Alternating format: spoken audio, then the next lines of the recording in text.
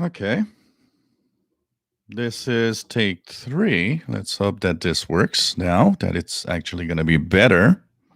Take 3. Let's check out my channel. I should be live. Yes, I am. And I think I sound pretty good. Yes. It's all fixed. Hey, the miracles of restarting the computer. Ain't that amazing?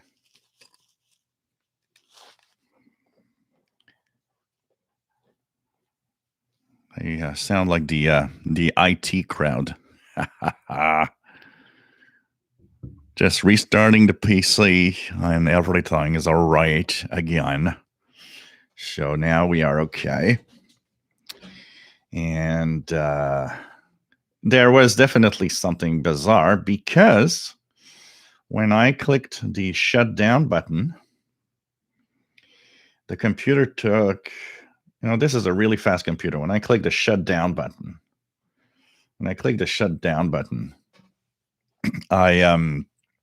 this computer stops in 10 seconds. And when I pressed the shutdown, it actually took almost a minute before it actually displayed, okay, shutting down. And so there was some kind of stuck loop that was kind of making it weird. So now we are back, and now we are okay. And now I hope that everybody will find it cool for this live show. And here we are on this Sunday edition of the live show. So let's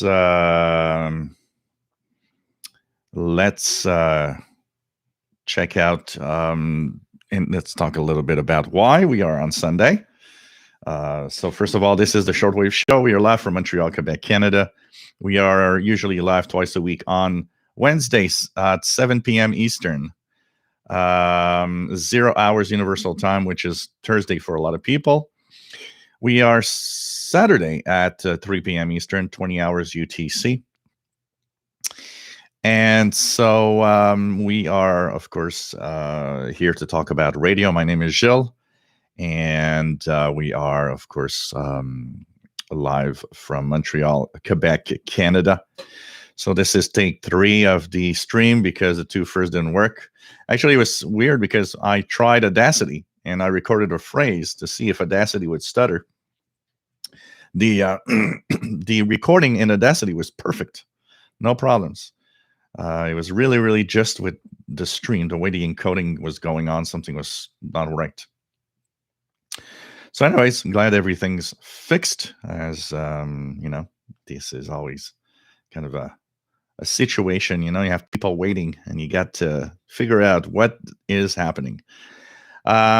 So we are on Sunday exceptionally with the live show today for a very simple reason. It's because the live show, there is actually an event, the Nassau Winter Shortwave Festival, which was happening Friday and Saturday.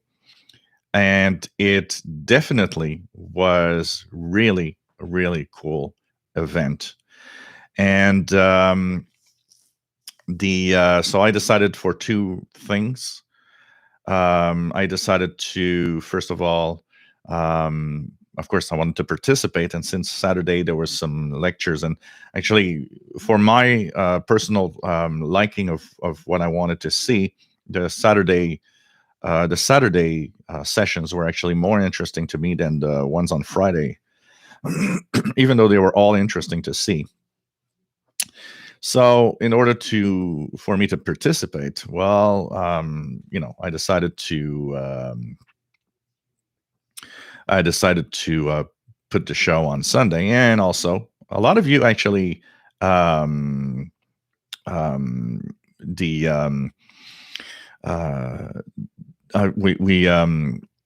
lot of you were participating also, and I saw quite a few of you in the live events going through. So like that, no clash. Everybody has its space just postpone the live show so that it doesn't, you don't have to choose between one or the other. So that's why we are Sunday, exceptionally today, Friday, February the 28th. And it's the last day of the month, which is something.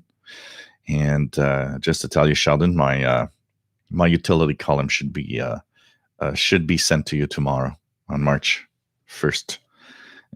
And also a review of the Texan PL 330. Both of them should be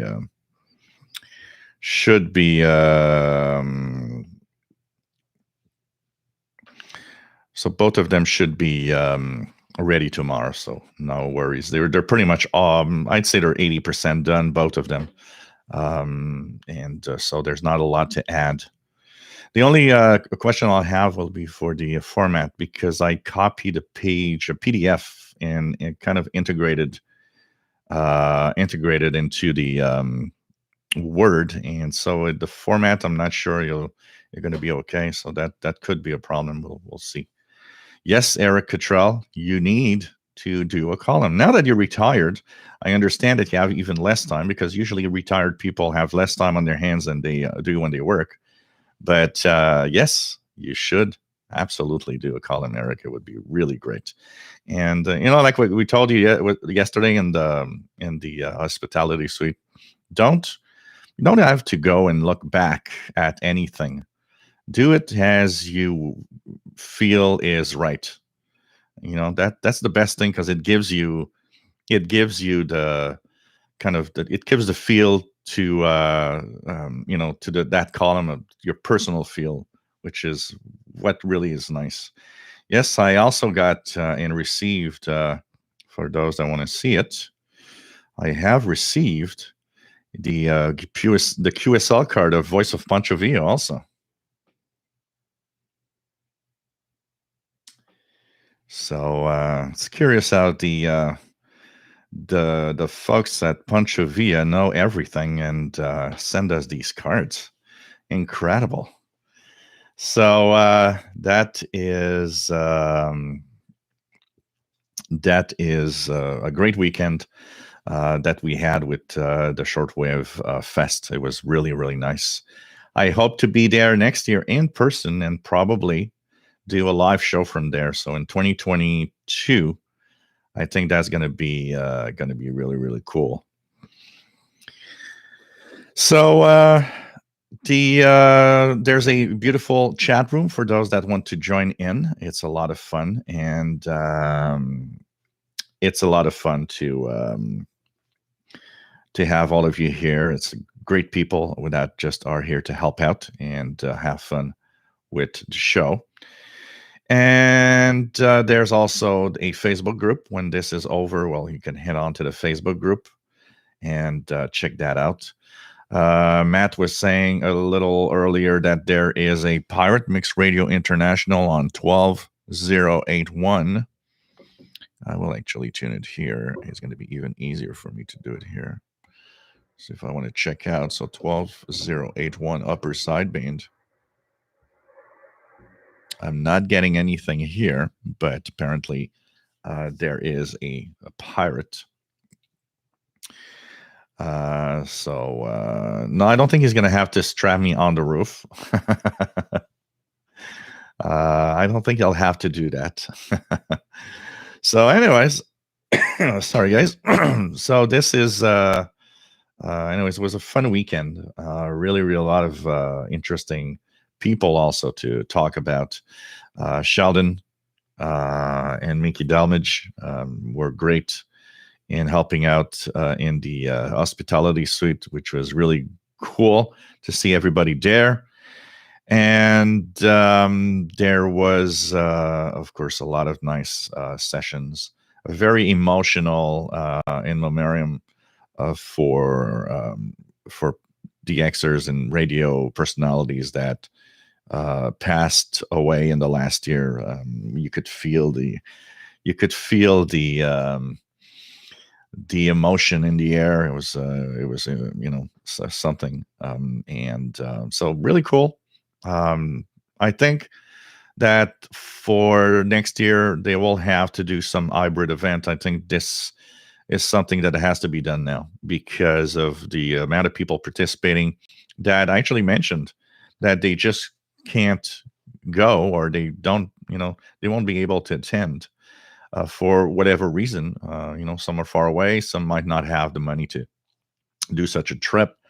Of course, there's also uh, the the people that for health reasons and so on.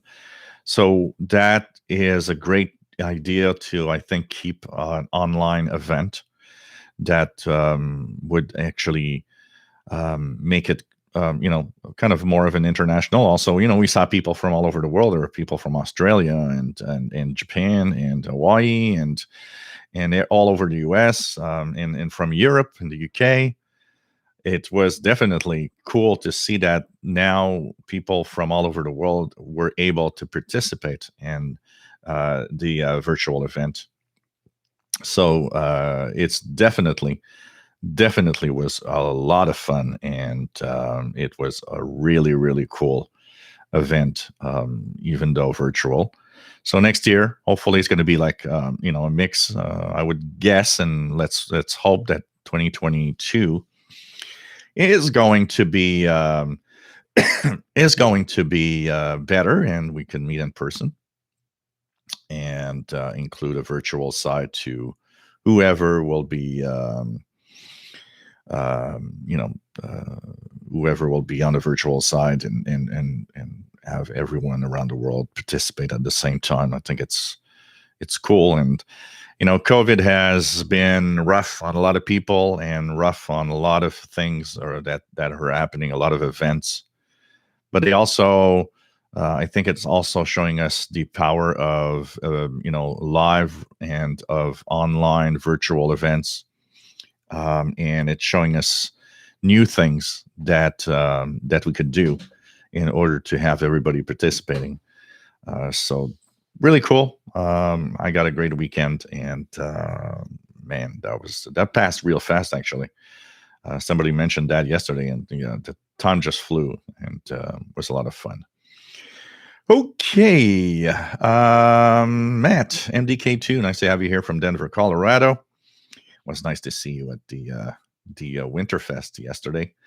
Kamagzi 1976, nice to have you on board from West Michigan. BXRPL, nice to have you here from Poland. And it was pretty much an IT crowd thing. Have you tried turning it off and on again, which is a general fix of 99% of PC problems, I would guess. Vodka and cranberry juice. Michael Lindberg, nice to have you here. SA3RIT from Sweden. Kimberly, K6YYL, nice to have you here from California. 45 unit, nice to have you on board. And Sheldon Harvey from Greenfield Park, Quebec, nice to have you here.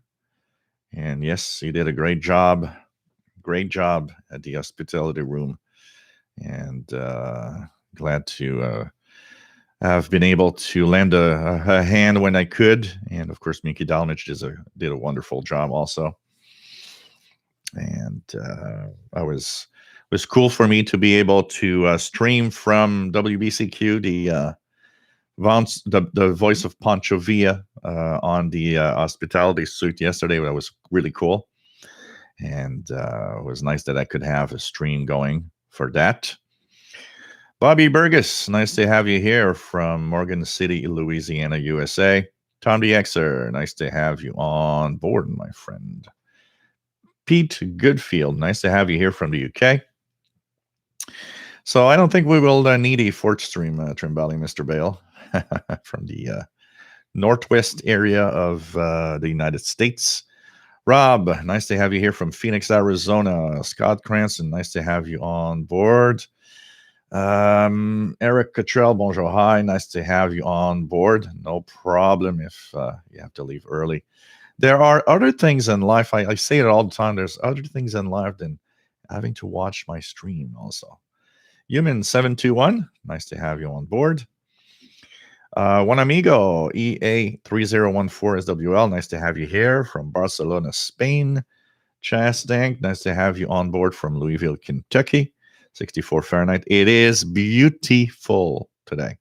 I took about an hour walk before the live show because I had to go out. It was just too beautiful. It's sunny and it's probably in the lower 40s. So it feels like spring today, but then we're supposed to have a lot of rain tonight and tomorrow. What else do we have? Kevin, nice to have you on board from Virginia. BBC on 11810. Let's see if I can hear it. 11810. Is it coming up here in our area?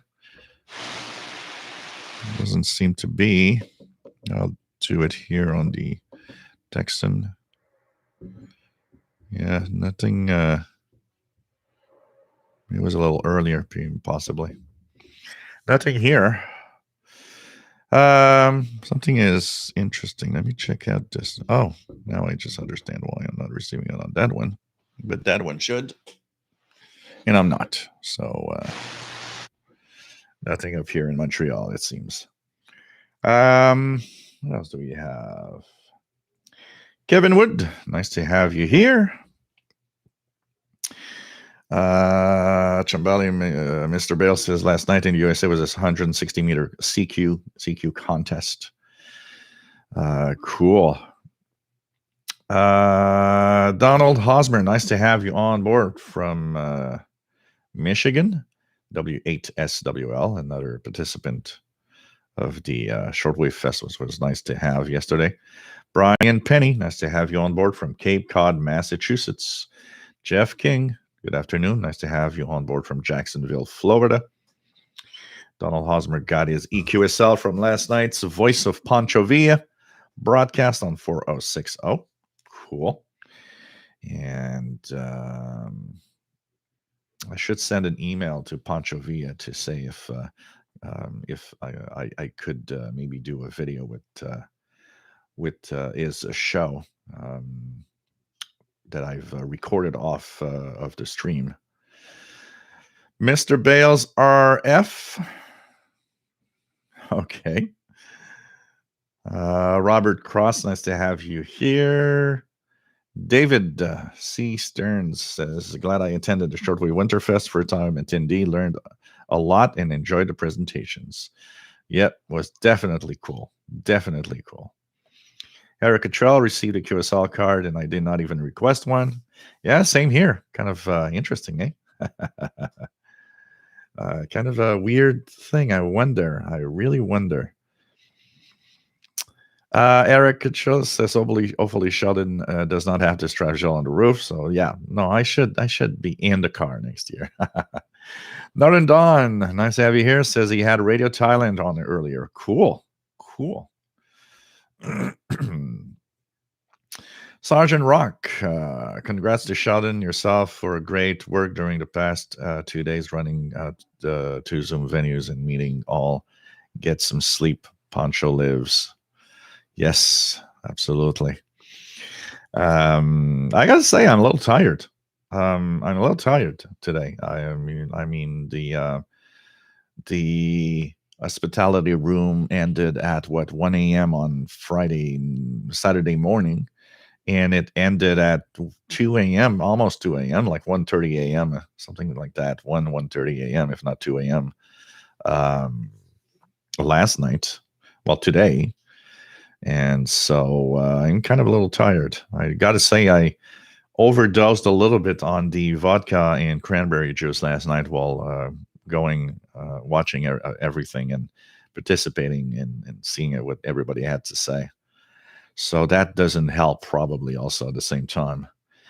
Keegan, XN80Xer, nice to have you on board, receiving what is Ethan Grindig Edition satellite radio at SSB. Cab Destiny, nice to have you on board. Hola from Barcelona. Cool to have you here. Then what else do we have? Trembling Mr. Bell is hearing air traffic 8843 with strong in the west today. What else do we have? BXRPL says it's like 20 years ago on 27555. Wow, this is the out of banders calling frequency. So maybe check it out a little bit. Check it out a little bit. No, I haven't found anything. I've searched. I've dug, and I haven't searched. I haven't found anything about what's that on 6780. I don't know if we can hear it right now, but yeah,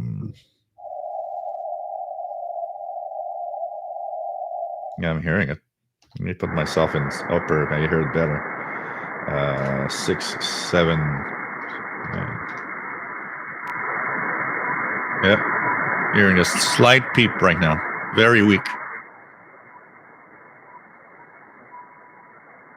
With a longer tone sometimes. Kind of weird. I don't know what that is. And it seemed to be heard very, very widely, even in Europe. So, Sheldon Harvey, we have received 4 new CIDX members this morning. That is perfect. That is cool. And don't forget, guys, if you never checked it out, you can ask for a sample copy of the Messenger, cidxclub@yahoo.com. And of course, you will see the quality of the bulletin.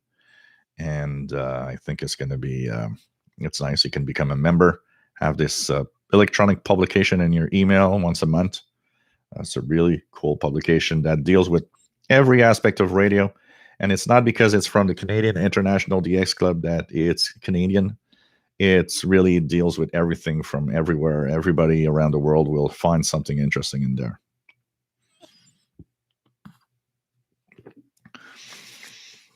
Eric Cottrell wondering if they should do a virtual summer Shortwave Fest. It will be interesting to figure out if the winter Shortwave Fest could do both virtual and in person. There are ways to do it. It depends. I know these things are a lot of organization, so you got to think about it way in advance. So I know there's a lot of work behind this. Matt just got his Voice of Pancho via EQSL. Awesome.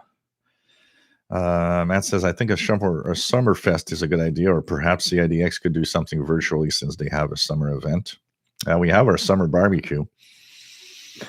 From the looks of things, we are starting to get in March. From the looks of things, I'm not really sure that in August we will still be ready for a person event. It looks more and more like in August we'll still have to probably do a virtual event, but we'll see. We'll see how the vaccination goes and how things go. Still a little early, but it seems we're still a little far off from everything being all right here in Quebec, at least. Lee Birkin, nice to have you here. My XH Data D808 is due to be delivered this Tuesday. Woohoo! You're going to have a lot of fun with that radio. It's great. Hi, Brawler. Nice to have you here from Northeast Arkansas. Jamali, Mr. Bell, how'd you fix a computer? Most of the time, shut up and reboot.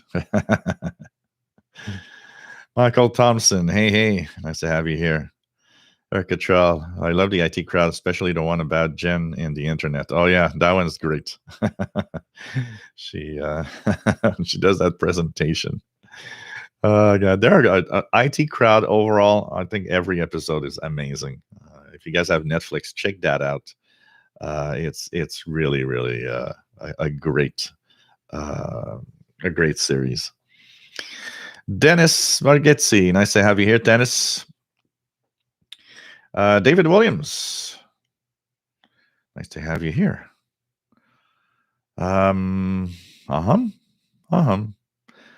Aguila, nice to have you here, Carlos. Is it just me or does shortwave listening really stink at high noon? I noticed that before 10 a.m. and after 3 p.m. Yeah, usually shortwave has a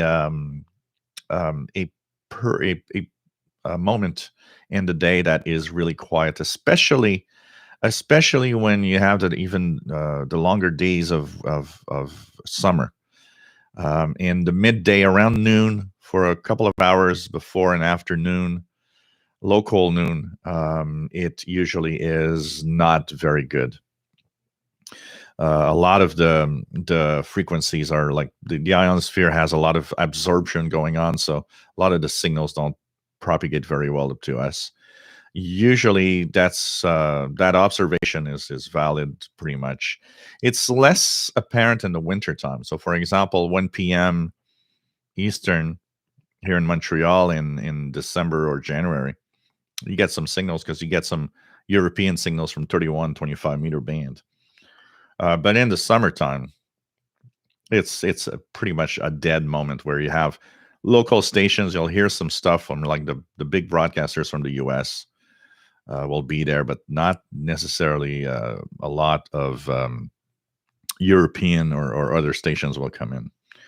So, what data mode is on 8418 ish? Well, 8416 is Navtex. So if you go into the FLDG, for example, and you choose Navtex in the modes, 8416.5, I think, is, or 8416 is, I often hear Argentina there. There are quite a few stations, actually. There's, I think, Boston. Let me just, I don't want to say, I'm just saying it off the top of my head here. 8416. 8416. 5. So I got it right. Is so there's Navtex coming from Boston, Massachusetts. There's at times from Point Reyes, California. You'll hear some Navtex from Hawaii. At this time, actually, 2030 to 2040, Hawaii was sending Navtex. And at 21 UT, 15 minutes, in 15 minutes, if you want to try it, L2C, Buenos Aires, Argentina, is going to be broadcasting Navtex. That one is in Spanish. If you want to know which one you're receiving, by the way, because one of the things that you might be wondering with all these stations, if you don't have a schedule in front of you, how can you identify what station you're listening to? Well, look at the text that you're decoding and look at the areas they are actually talking about in the maritime bulletin. That's going to give you an idea. So Point Reyes, California will talk about Pacific areas. Honolulu, same thing. Buenos Aires, first of all, is in Spanish. And also you'll see that there's a lot of talk of the different areas around Argentina and the Antarctic also. That is easy. Boston will often have more of the eastern side, Atlantic maritime stuff. So usually by the type of bulletin and the area it's covering, you can see what is there. I don't know if I'm hearing anything right now. Just one for. I don't know if I'm hearing some. Not really hearing anything here. But definitely, this is. Let me just check out here. I can. Trying to see if I can get a decent wire to my. Yeah, here we go. To my Texan, because I can try it on the Texan receiver here instead of going over in the back and try it if I hear anything. So the Texan here, I'm not.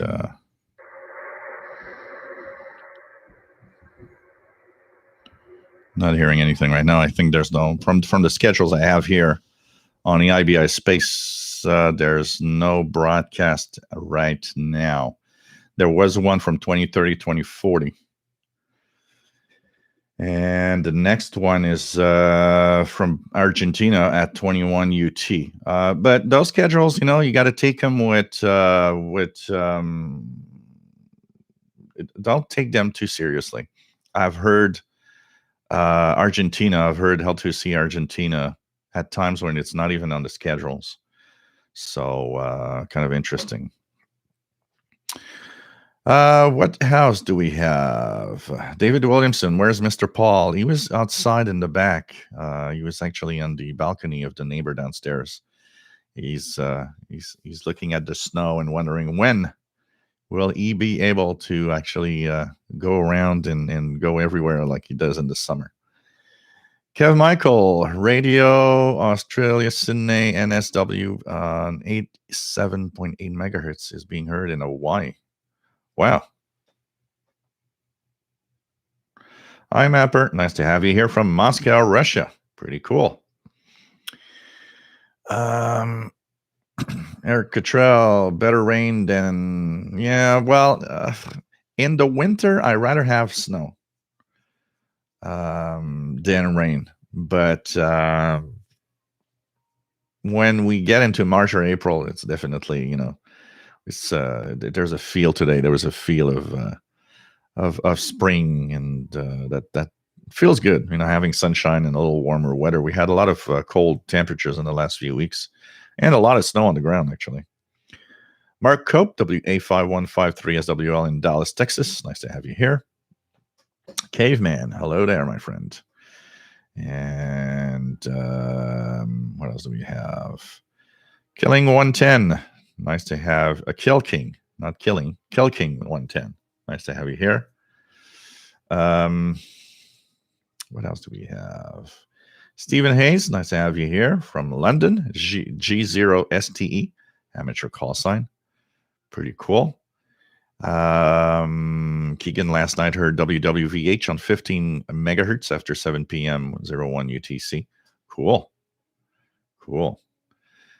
Kill King says, is the Texan 680 worth the hype, and is it better than the Seacrane Skywave SSB? It is better for at least one reason. It has better audio because of its big speaker. I haven't compared the 680 to the CC Skycrane on sensitivity. I know that the XH data seems to be a little more sensitive, so that would be something to check out.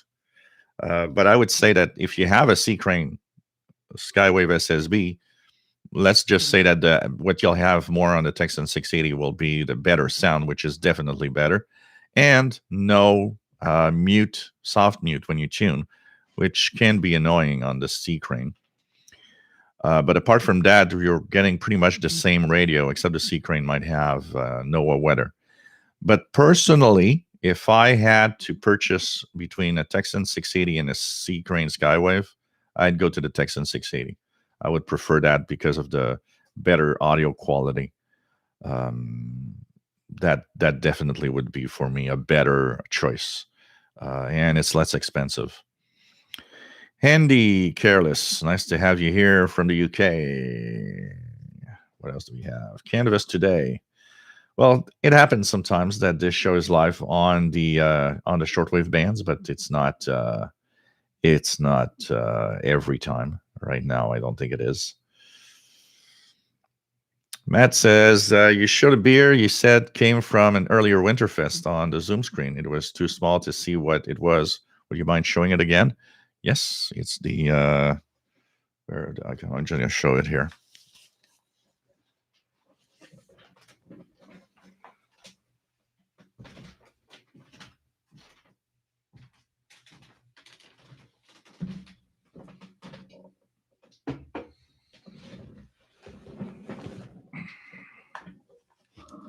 So that was the beer.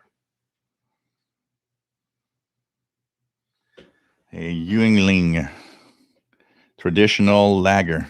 It's kind of the official beer of Winterfest, from what I see. This one comes from Mickey Dalmich. Thanks for giving me one. I almost opened it yesterday. But I thought, I'm going to keep it. I'm going to keep it intact. I don't know how long this can stay and be drinkable, but we'll see. What else do we have? Parag Nolan, nice to have you here from Ireland. recently joined CIDX at your suggestion. I was in the CIDX hospitality room, Shortwave Fest, Friday night. Great to meet Sheldon and some of the other CIDX members. Cool. It's really nice to see everybody. Definitely. Put a little more faces also in some of you that had cameras. What else do we have? What else do we have? Kurama Nikolai, nice to have you here. Kev Michael says back in the day of TV, one Wellington, New Zealand would be on channel 1 and 0 on channel 0 Brisbane, QLD Australia doing summer e-skip. Wow. Cool. We have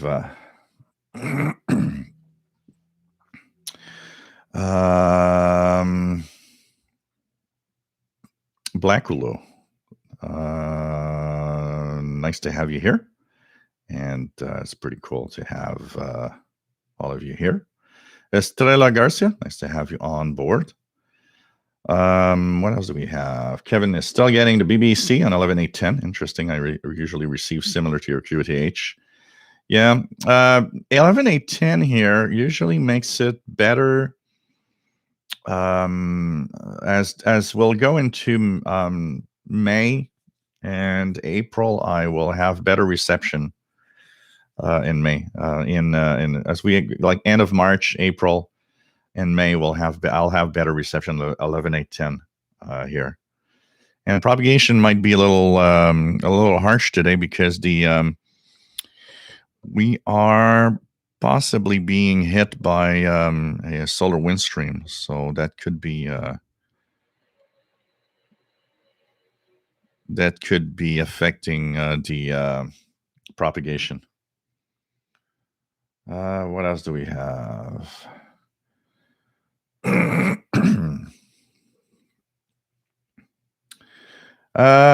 Okay, let's go down. If I miss anything, sorry. It's not meant to be. Ariel Zero from south of France, les Pyrénées. Bonjour et bienvenue. Nice to have you here. Matt says, I'm going to join CIDX. Need to sort out my allowance budget first to see if now's a good time to swing a 3-year membership. Cool.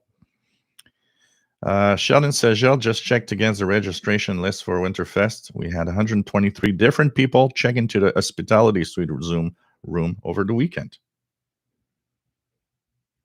So this is definitely cool. Definitely cool. Northern Dawn says, can anyone hear Iran on 6060? Catalin Aloha from Germany just found the app FT8RX on Android to decode FT8 over, okay, microphone. Still misses a lot of functionality like reporting. Wow, this is cool. FT8RX. Let me just check it out here. That it would be nice. FT8RX.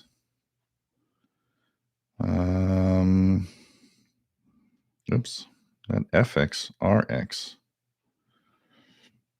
Look at that, FT8 decoder. Thanks for the tip. It's $379 Canadian. So let's check it out. Here we go. I'm purchasing it right now. One tap buy, and here we go. Thanks to answering Google surveys, it's not costing me anything. So FT8RX. If you guys wanted to code FT8 on your smartphone or tablet on Android, really cool. Really cool. I'll open the app now, and this is what the app looks like once it's open. So this is going to be cool to decode FT8. I don't know if I put it close to my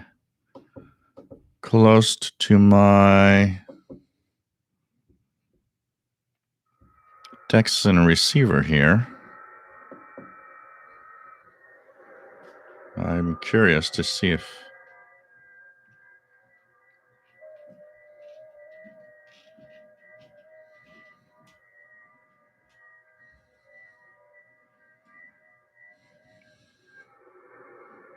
Oh, it worked great. Look at that, guys. Just putting it near the speaker of my Texan PL990X, it decoded. So I got a CQ from a KA5 OWI. I've got HI3AA calling CQ. Wow, it works great. Really works great. So I'll add that to the I'll add that to my tablet also at the same time. Wow, thanks for the tip. I didn't know there was an FT8 app. Pretty cool, Kathleen from Germany. Thank you for sharing, and really, really nice. If anybody has another something else to share, we'll check it out. I'm just going to be back in a second, guys, because I heard knocking on the door, and I think somebody's bringing back Paul the cat that might have gone in the front and couldn't come back home. I'll be back in 2 seconds.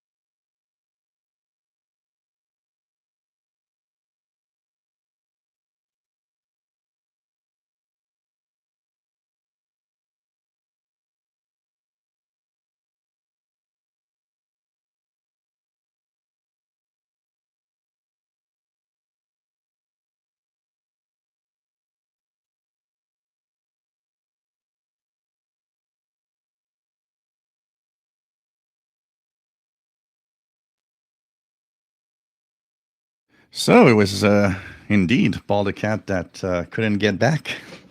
So he decided to go to pass from the front door. And the neighbor downstairs came knocking to bring him back home.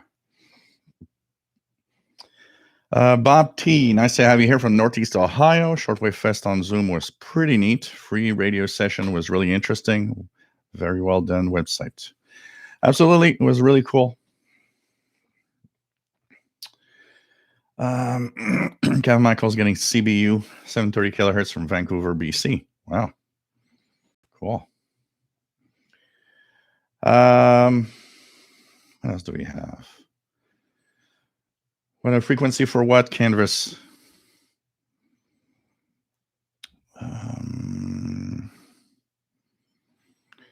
Buddy. Anyone else using the U20 SDR?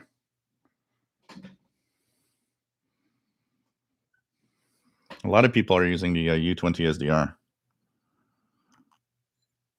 It is a very sensitive SDR.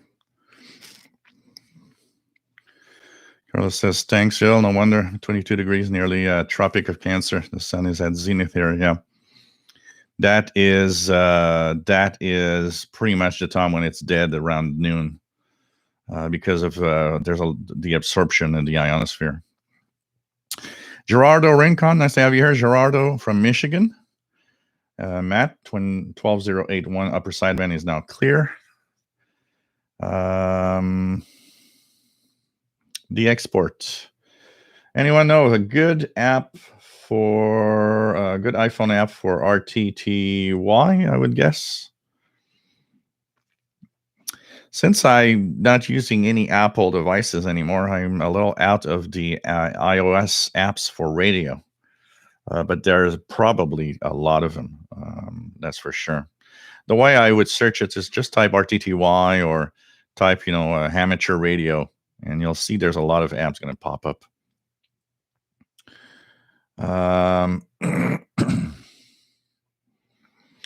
Keegan says, sometime between this morning and this afternoon on 14239 upper sideband, I heard hams from Las Vegas and Los Angeles. Cool.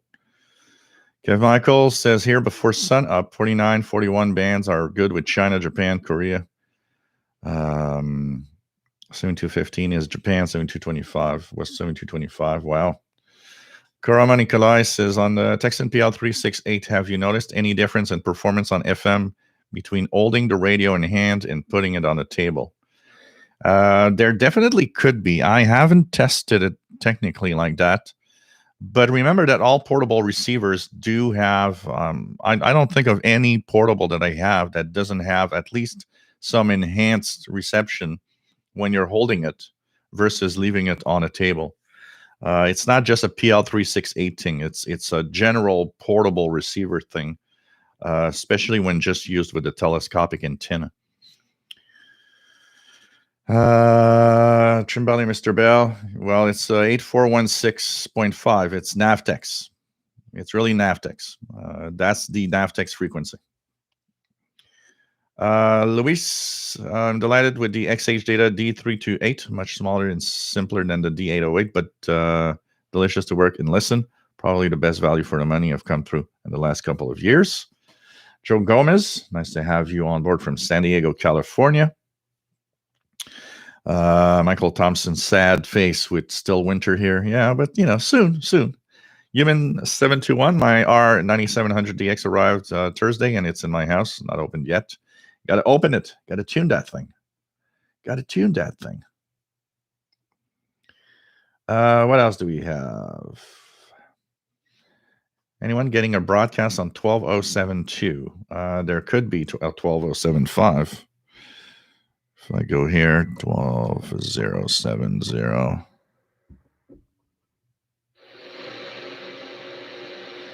It's interesting. Propagation seems to be very bad.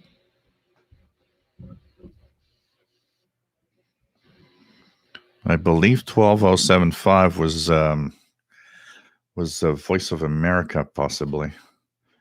Randy, Riverside, California. Nice to have you here. Rufus, 5 Celsius today in Laurentian Valley, Ontario. 10 centimeters of snow on the way with a high of -10. Yeah, we're going to be... so we are like +5, +6 today. We're going to have rain. Tomorrow, it's going to be like +4 in the morning, something like that, and -16 at night. So that's going to be a big change. Gerardo, I put 2 LA30 antennas on the same PVC pole, the lower loop about 6 inches from the bottom of the top loop, that don't seem to bother each other. Both radios seem to have good reception. Yeah, 6-inch probably is enough for not too much interaction between both. Absolutely. That should be okay. The expert loves is 680, his favorite radio. Cool. Ronald Burks, nice to have you here from West Palm Beach. Art Samuel, nice to have you here. Kurama Nikolai still trying to figure out what to buy between XH Data D808, Texan PL330, and Texan PL368. Portability is what matters, and for me, I want to have something sensitive enough. You got 3 radios that are sensitive. If listening to the air band and listening to airplanes from your local airport could be interesting, out of the 3, the XH Data D808 is the only one that does airband. That's something to think about. But for the rest, whatever you purchase out of the 3 there, you will have a great radio. XH Data has maybe better audio. XH Data and Texan PL330 have a little better audio than the 368 because of the speaker size. But for the rest, they're great radios. They're great radios. And like I said, the XH Data, you have the airband. Chaz Tank, Yuengling beer, a Pennsylvania brew. Really like Yuengling's black and tan beer. Cool. Bob has some Yuengling in the beer and the fridge. Cool. Keegan's drinking Ocean Spray cranberry cherry juice. Cool. Ronald Burke says, I've been doing some shortwave listening using my newly acquired IC705. Very interesting. Yeah, cool. Transceivers are really good at reception of shortwave. That's for sure. That's for sure. Rufus Newt, Tallboy Labbit Blue, just finished work early and could join in. Cool. Kevin, sending a Canadian an American beer, priceless.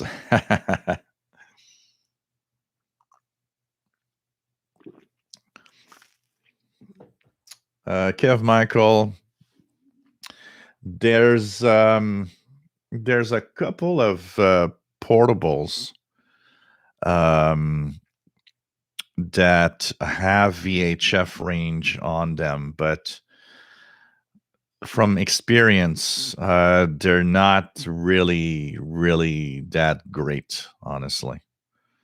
The only radios that have part of VHF is the airband, which is on certain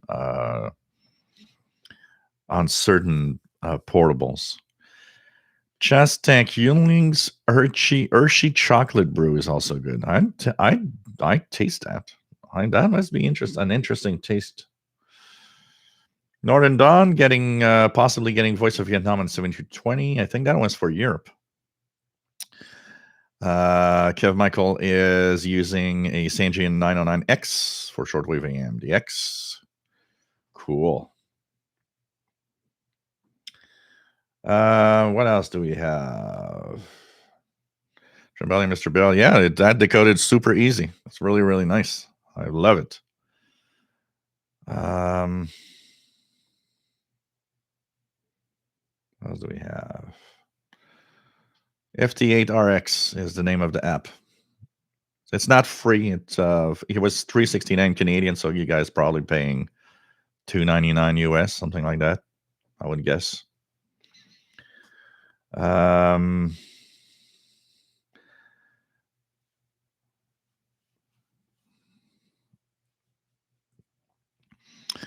Kev Michael, I miss the old multi-bands, GE monitor radios, and the Patrolman 9 was great. Yeah, they have a feel. They have a certain feel to them that definitely makes them interesting. Absolutely. They do have a feel to them. You're almost making me want to dig out my Patrolman CBE 60 and Shortwave 60 and play around with them tonight.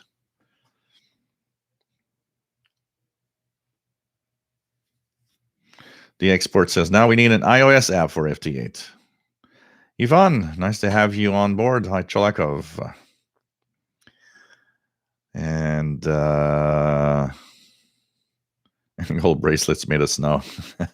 He doesn't want to go in snow. So what he does, and I noticed that that's pretty much what he does. So when he goes out right now, because for the last month and a half, 2 months, he hasn't been going out much except on the balcony because there's too much snow. And there's no place where he can pass to actually go into the neighbor's yard. But now, because of the temperature has been a little warmer, close to the house, there's about 2 inches where there's no snow next to the wall. So what he does, he goes down and he follows the wall where there's no snow. And there's a place where there's a box where he can actually climb on the box, and he has enough to climb on top of the fence and then jump on the other side, and he continues. The problem is that he can go there because of the box. He can't come back because he can't jump on the fence from where he is. He doesn't have his front claws. So he's stuck when he does that, and the only thing he does is he stands in the entry in front and waits for somebody to get in to actually get into the house. Oh, God. Ciao, somebody new. Nice to have you here from Brazil. And Kev Michael says, thanks again for the programs. Make a great addition to the hobby. Thank you very much. Chris66, nice to have you on board. Enjoy the Winterfest. Thanks to you and Sheldon, I learned a lot and will join CIDX. Many of the presenters liked the Wellbrook loop. Do you think? What do you think compared to the MLA30? I'll be very direct here. Honestly, I get it that people want Wellbrooks, and I get it that people want maybe the W6 LVP. They are, they're known to be good loops, but I can't. I honestly would not recommend anybody buy a Wellbrook or any other expensive loop because the MLA30 does it so well. Remember, I've got an expensive loop here, W6 LVP. I see pretty much no difference. So, you got a choice of shedding a few $100 or just shedding $40 and maybe buying radios instead.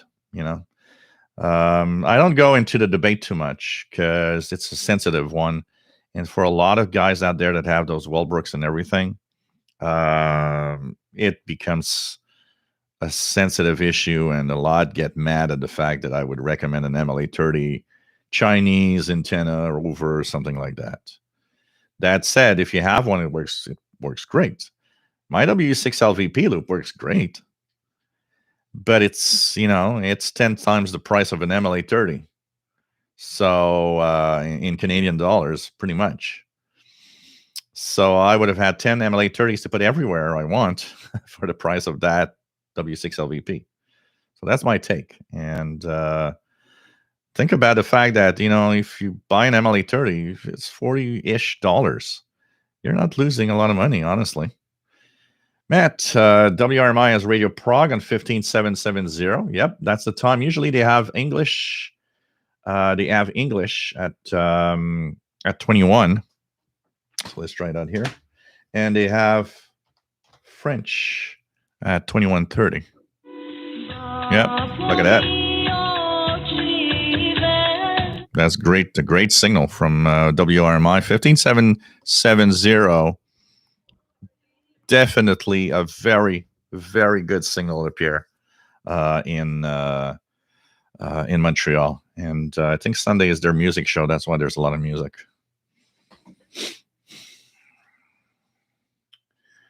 Kev Michael, been using Kiwi on my notebook, like KMTV, the Xing, and Marine Facts too. Cool. Bubba, nice to have you here. Bubba Schwartz, nice to have you on board. Michael Thompson says, yeah, propagation not great right now. What's the, I haven't checked it out. What's the solar conditions here? Solarham.net. Solar condition as of this moment. K-index is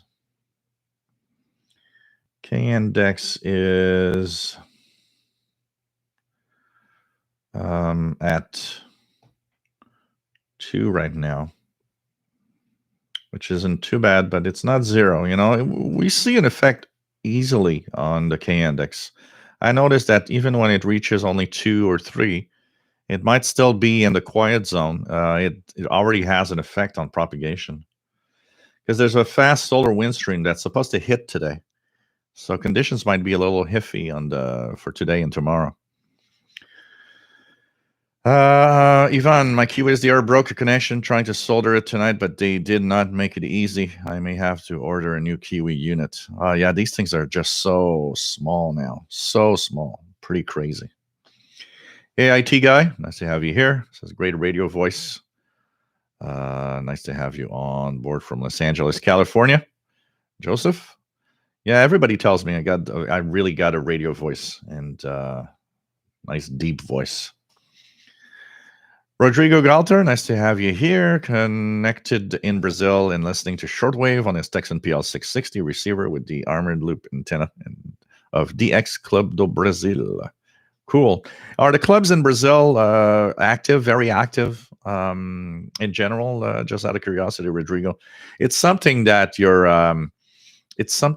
we wonder because a lot of radio clubs over time have disappeared. So when we have a club like CIDX here that's very active, you have the NASWA club that is active. One of the things that was weird yesterday is how we the Ontario DX, ODXA, Ontario DX Association seems to ignore Winterfest. It's kind of weird when you think about it. Koroma Nikolai says CB in Romania is FM. I wish it was AM so I could listen to it with shortwave receivers. Well, there is a trick, Korama.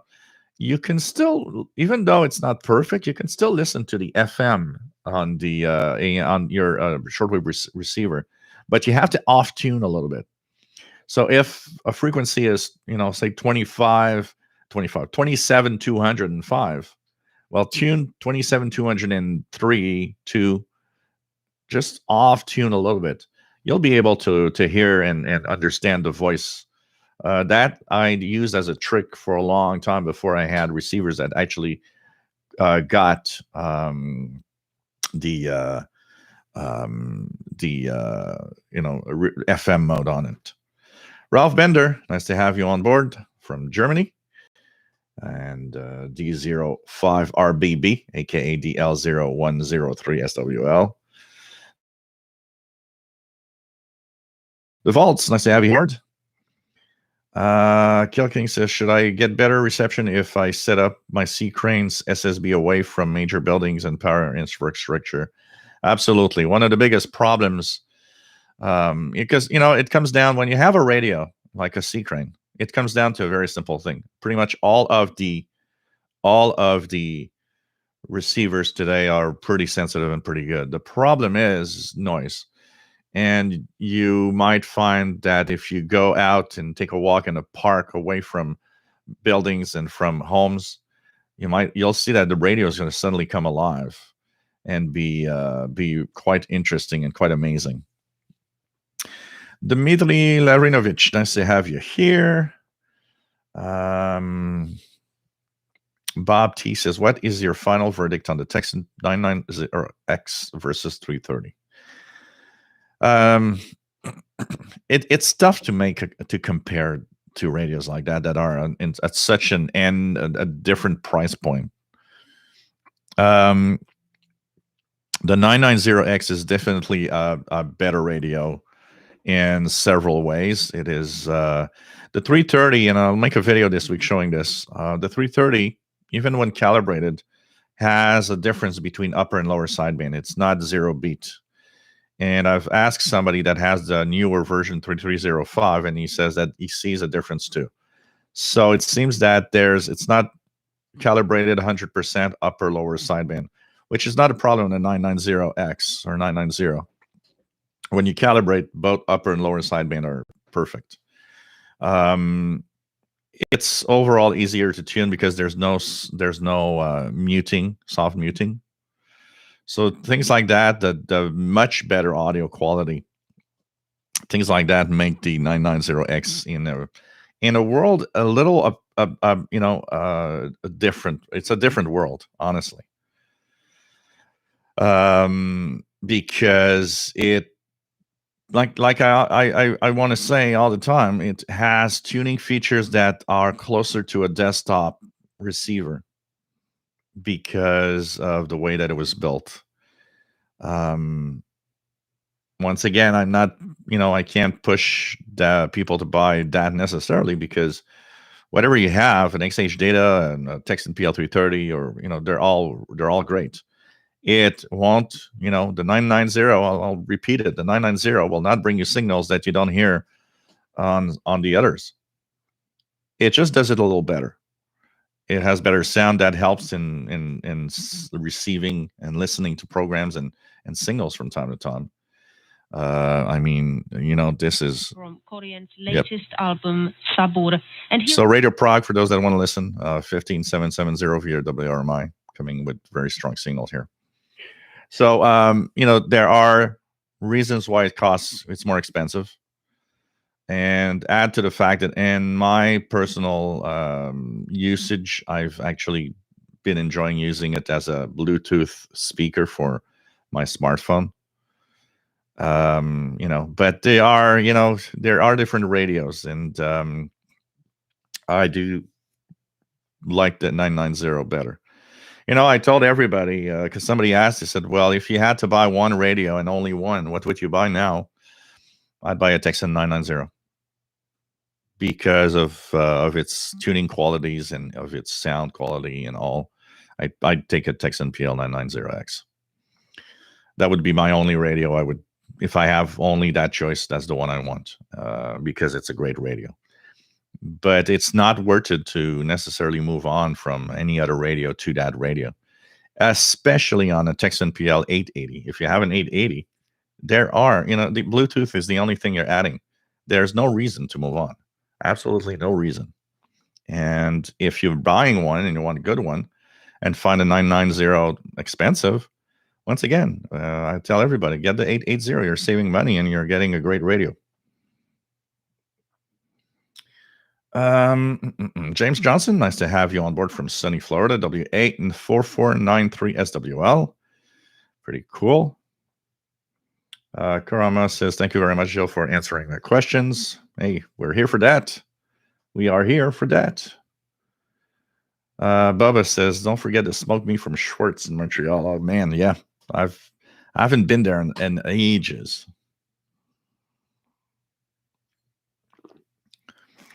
Kev Michael, my Sony ICF 7600 is great on long wave and shortwave SSB. It's a great radio. It's known to be one of the good shortwave radios out there. Tarek, greetings from Cairo, Egypt. Nice to have you here. IT guy, what do you think about the old Ethon satellite radio? Depends on what model you're actually mentioning, but the first generations of these are actually not bad. A lot of them are pretty good radios. Randy saying hello to Paul the Cat. Mobile Armored Strike Command. This is a good book. VHF, UHF filters and multicouplers, applications of air resonators. Cool. Always fun to brush up on our knowledge. Hey, Red Hat Shortwave. Nice to have you here. It's cool to have a little chat yesterday in the hospitality room.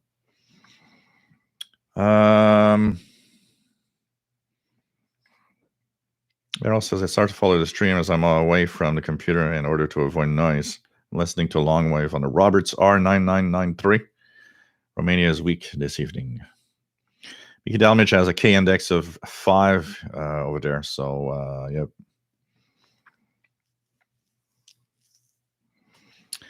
Bubba Schwartz. Well, there are a few websites. The one that I use all the time, eibispace.de, which has all the shortwave broadcasts by hour or by frequency, and it's updated all the time.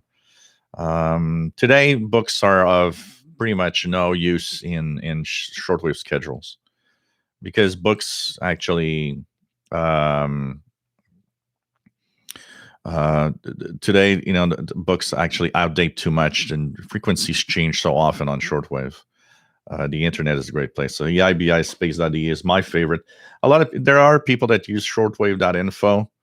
I use the EIBI space because I kind of like lists, but I do understand that it might not be the most user friendly list, but it is the most accurate of all. I noticed that people using the other ones often don't find stuff that's already updated in the EIBI space, which is why I also like it. What else do we have?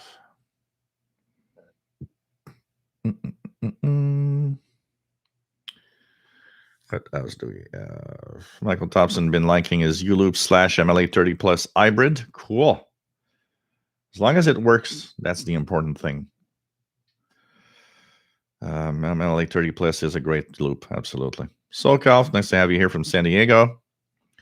Matt MDK2 says it's not exclusive to shortwave, though. It's pretty much every licensed authorized TV and radio broadcasters in the world, which is World Radio TV Handbook. But that's more of the World Radio TV Handbook for me is really more of a broadcaster's information more than a useful book. I always say World Radio TV Handbook is not very useful for a shortwave listener looking for schedules and looking for what station I'm hearing and what time. Tony Turtle, nice to have you here. What else do we have? Tarek says WRMI going great as well here in Cairo on 7780. JDA Dakota, nice to have you on board, my friend. Alan, have you heard of the Belka DX SDR receiver? It's a very compact, portable, not too expensive, looks very interesting. Absolutely, I've even seen videos and seen a few articles on it. It definitely looks interesting. Maybe it could be something that I could look forward to or purchase eventually. that could be an interesting one. Rob Connors, do you still hear the Russian woodpecker? Not the Russian woodpecker, because that was decommissioned, but there are some radars that come close to what the Russian woodpecker was, in maybe a faster way. There's quite a few radars out there that you can listen to. Actually, I have a great article in the February edition of the Messenger that talks about the different radars, where they are coming from, and what they look like on a SDR, and what they sound like with sound clips. Paul Robinson, nice to have you here. Out of interest, can you monitor NAVTEX signals in your locality? Yes, absolutely. I hear NAVTEX from different areas, like the Boston one. I hear it regularly. Like, for example, let's see if I can get it right now. I don't know if I can.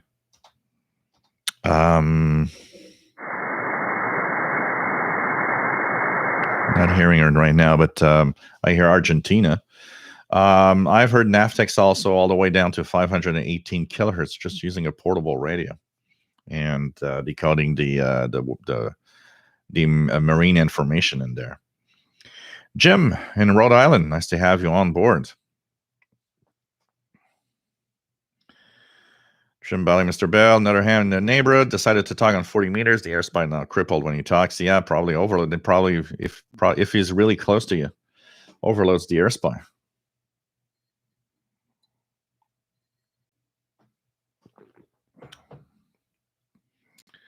So what else do we have?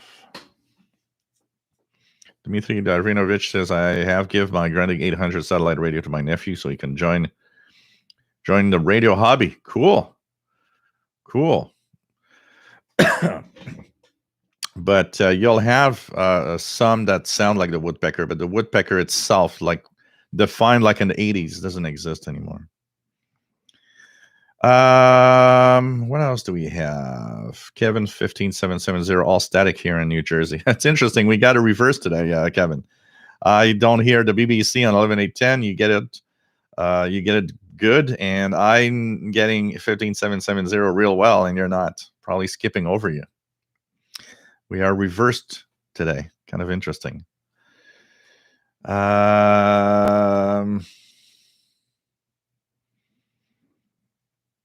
else do we have? Yeah, the old Russian shortwave radios look cool. Absolutely. The Burkett by San JNSG 622 shortwave receiver is performing fine, Joe. It is cool for only mainstream stations. Romania, I believe DSP is a much more broader spectrum. So interesting. Rob Connors, nice to have you here from Belfast, Northern Ireland. William Helms, nice to have you on board from Florida. TVDXer, bonjour, ça va bien? J'espère que tu vas bien toi aussi. What else do we have? Ben says, perfect view, good voice, listening here in the Netherlands. Cool. Nice to have you here. Catalan says, U-loop antenna is okay on 2 meters, even unfolded. That means airband also. Cool.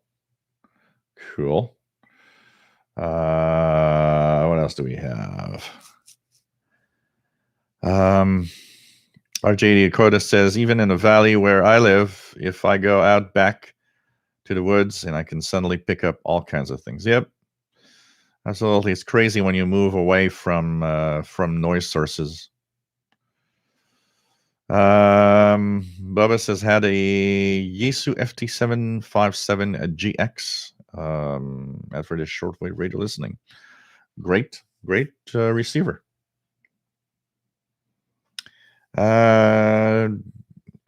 Jay Gilbert, nice to have you on board. Salut.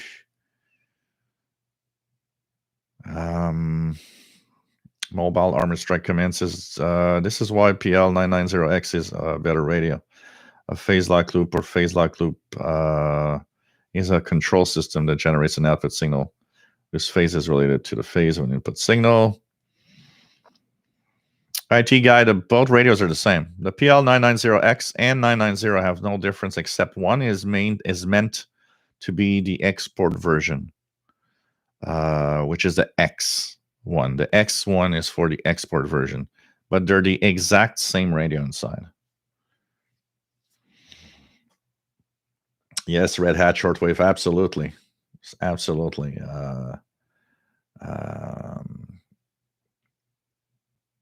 Was really cool to chat. The idea behind, I think Sheldon had really a great idea with that hospitality suite. I mean, you could in between sessions, join another place where people were chatting, or if a particular presentation was not of interest because you're not interested in that specific aspect of the hobby, you could just go to the hospitality suite and have a chat with other people. That idea was perfect, really perfect.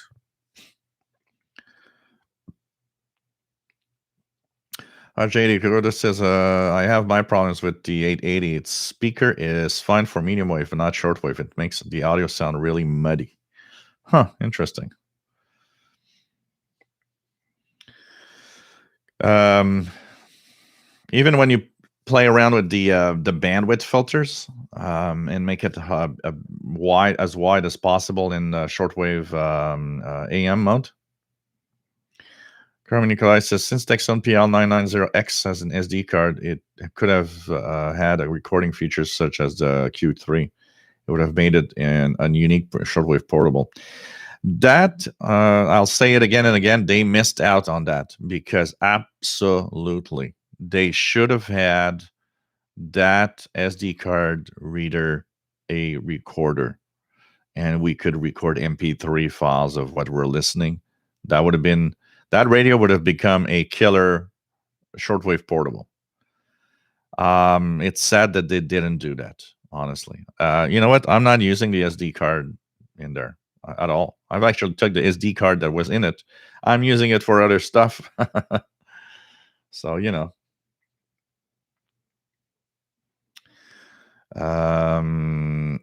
Paul Robinson says, I'm still using the PL600. Still a great receiver.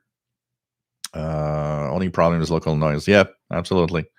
It's always like that. Always like that.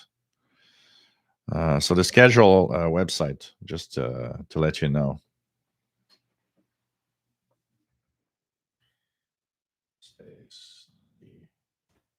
That's the website for the schedules. That's the shortwave schedules website.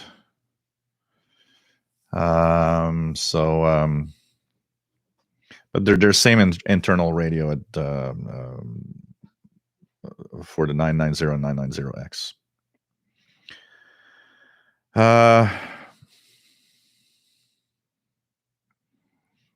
What else do we have? Right, shortwave. I think I have the exact same flag over my window.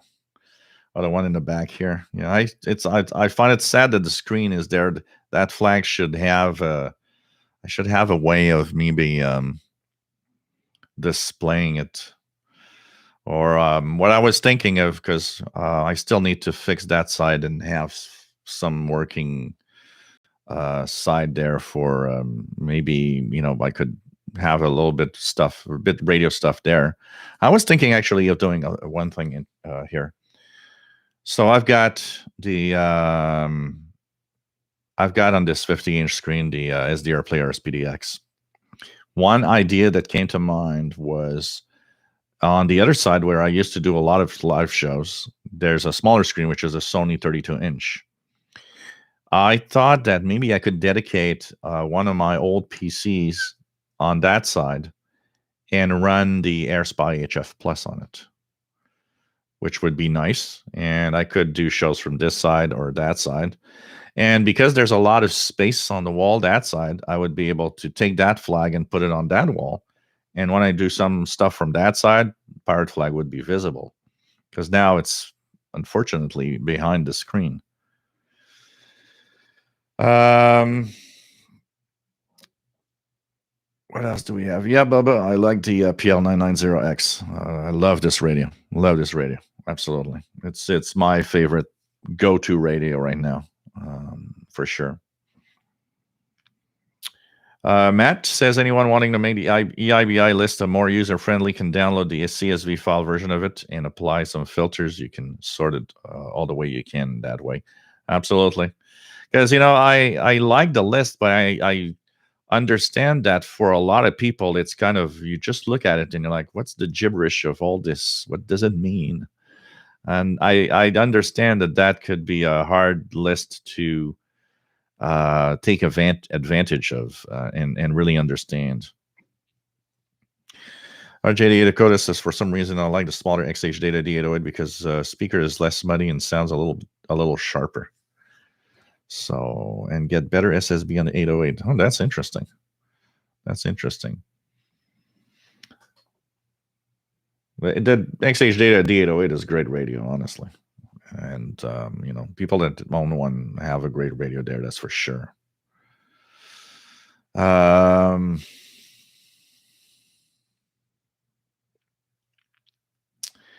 What else do we have? Dmitry Larinovich, there online has good video of Russian radar system documentary film, because Russia still has radars. That absolutely, but they sound different now. The over the horizon radars now sound very different for the most part.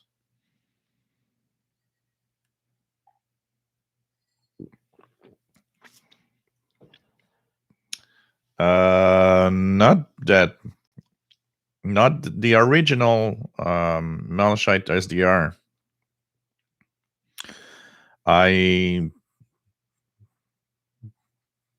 don't think it is a clone. I don't know. Actually, I don't know. I don't know the internals of it. Could they have done kind of a clone of an SDR play device? It's possible.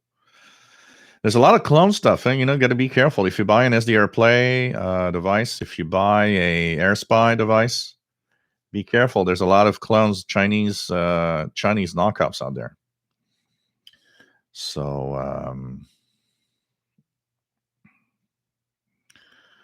yeah, there's a lot of over the horizon radar all over the band. I did my article in the February Messenger is great because it pretty much tells you all the ones that are active and where they are broadcasting from, the frequency range.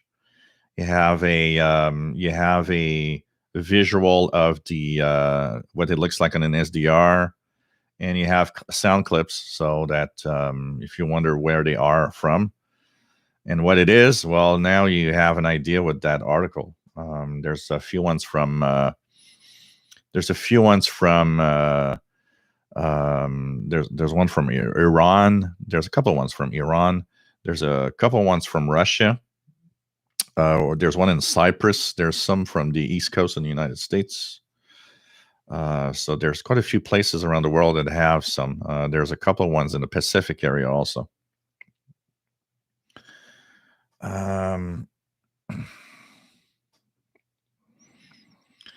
Yeah, the when you're close to them, it's really really bad for the radar system for sure.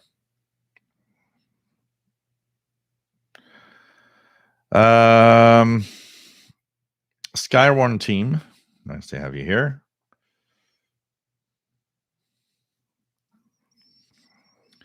Bar,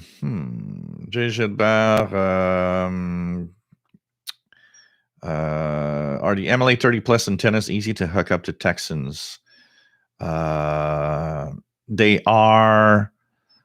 All you need is the proper cable. You need an adapter because the MLA 30 comes with an SMA connector.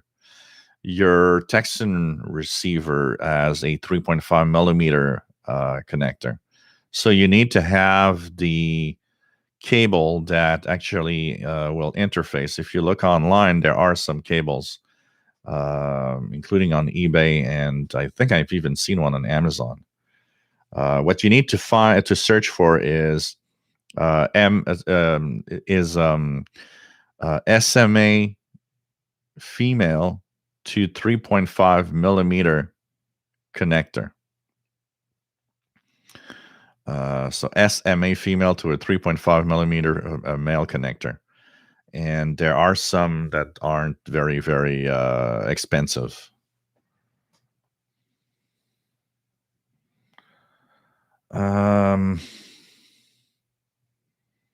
Let's go down. Try to go down a little faster.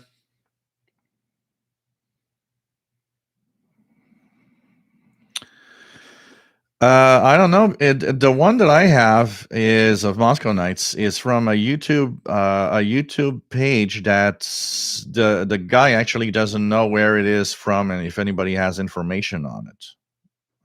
If you go to YouTube and type Radio Moscow Moscow Nights, you'll see one that the guy has there's a QSL, like a QSL picture from Radio Moscow, and you'll see that he actually, before when the song starts, he actually asks everybody, do you know where this comes from, what this is? And he mentions that he was hearing it on Radio Moscow. So I'm not sure exactly. One thing that I find interesting is that it doesn't bring any copyright strike on the channel. So it seems that YouTube does not find any information about that Moscow Nights having any copyright of anything. So it's kind of interesting.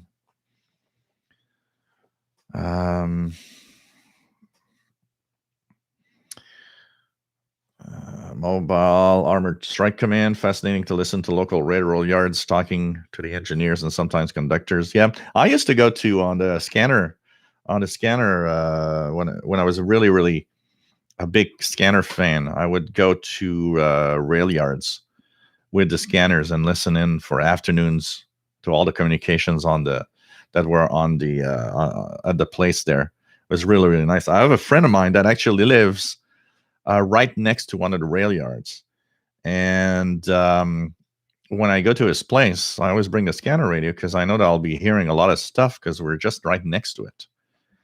But it's definitely cool.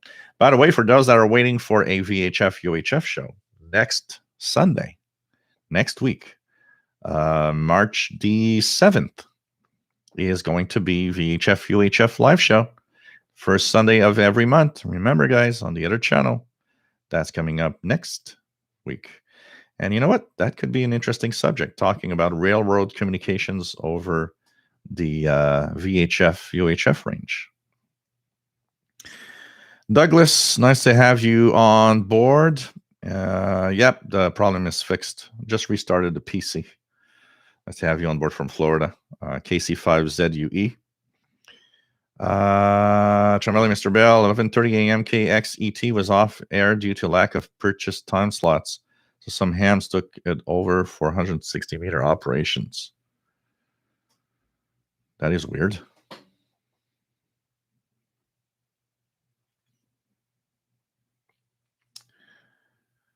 Matt says listeners in the Northeast should be able to hear Voice of Pancho Villa now on 6925. I don't know if it's still on, but let's see if we hear anything right now. Upper sideband, or maybe it's gone because it's a short broadcast. Actually, it's a short broadcast. I'm not getting anything, or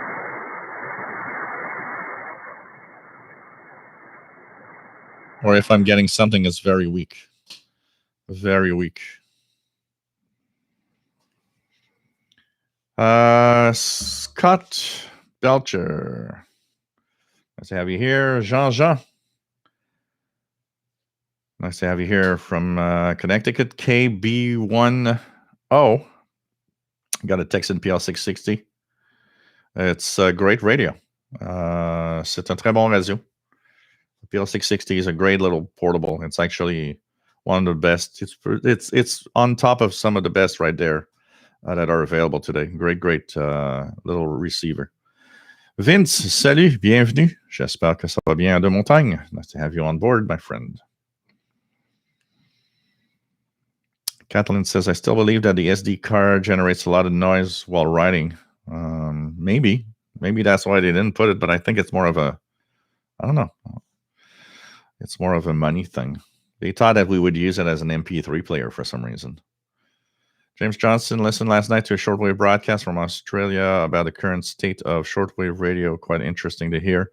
Oh, you probably heard AWR Wavescan. They have these nice reports of the state of shortwave in different areas of the world. You probably was listening to AWR Wavescan.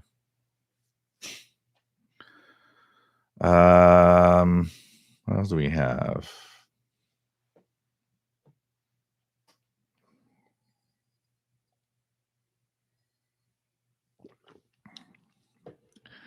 DJK Solo, nice to have you here from upstate New York.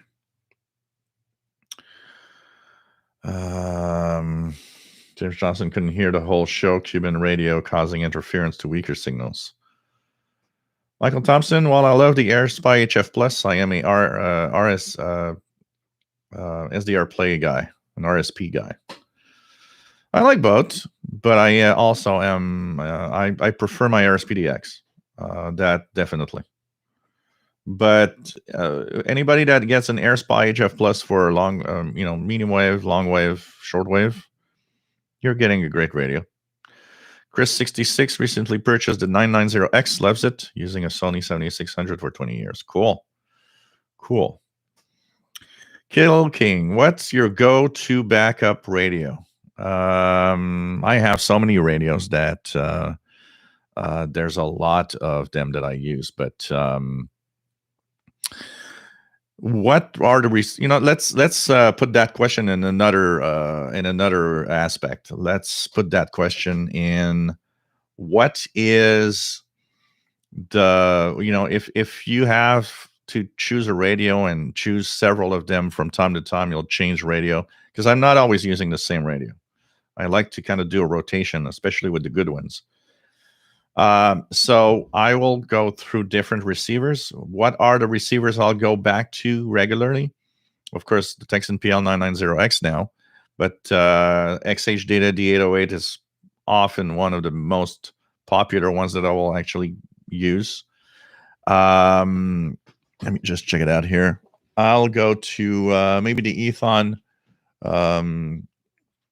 SSB, Executive SSB. It's hard to say, but the Texan PL680 is the one on my go-to radios, regular go-to radios. The Degen D1103 is one of them. The ATS, there's something about the CNG and ATS 909X that I like, especially on the outdoor antenna, which is really nice. So I'll go through these radios regularly. Hey, Rob in Connecticut, W0RAB, blind picker, nice to have you here. What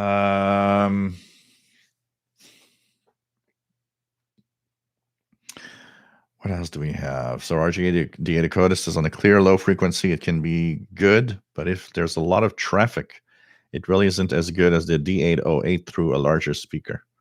Huh. Interesting.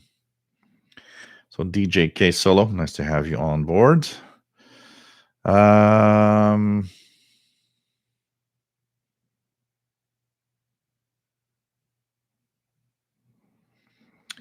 What else do we have?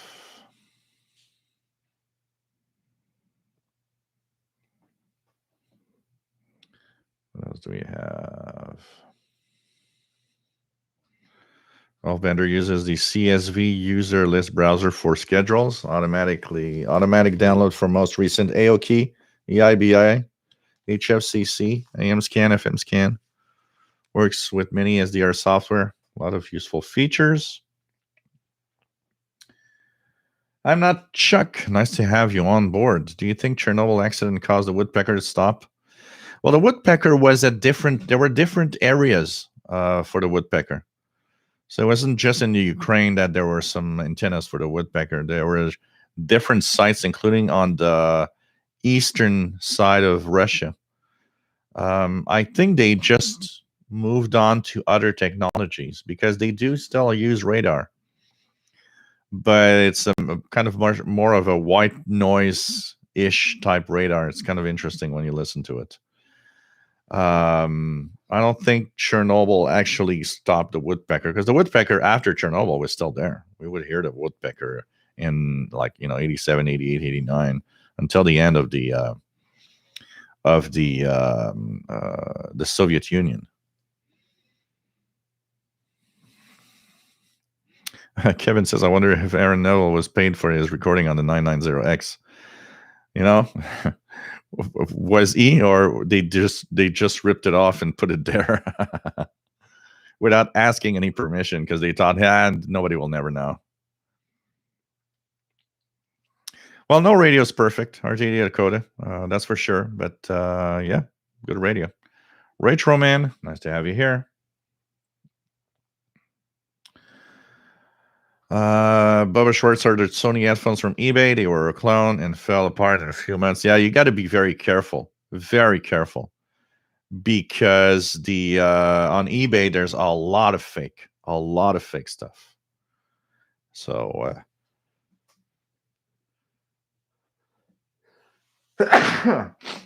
sorry guys. Parag Nolan just said that Texan had a new antenna product, AN48X. Has anyone got one? Any reviews? I got a review on my channel.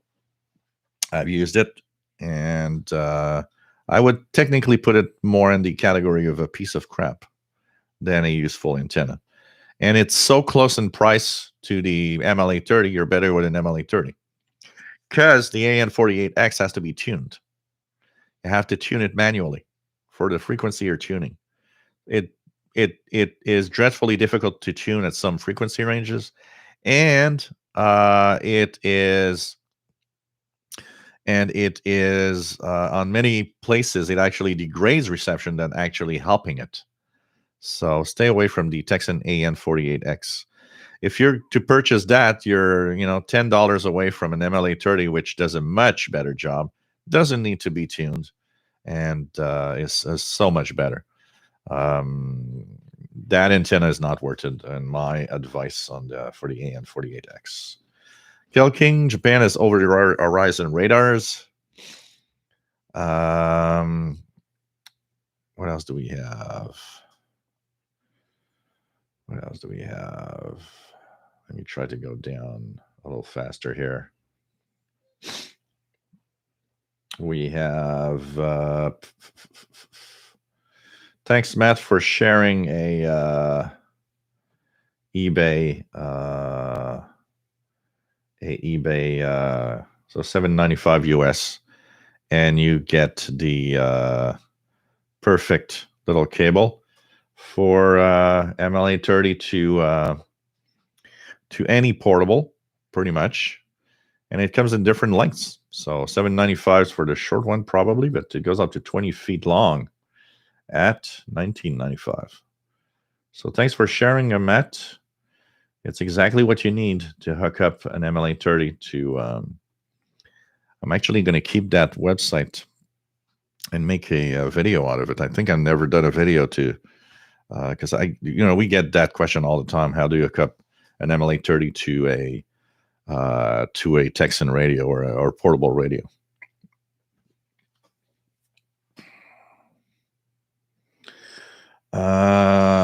Retro Man, are you still using CB radio?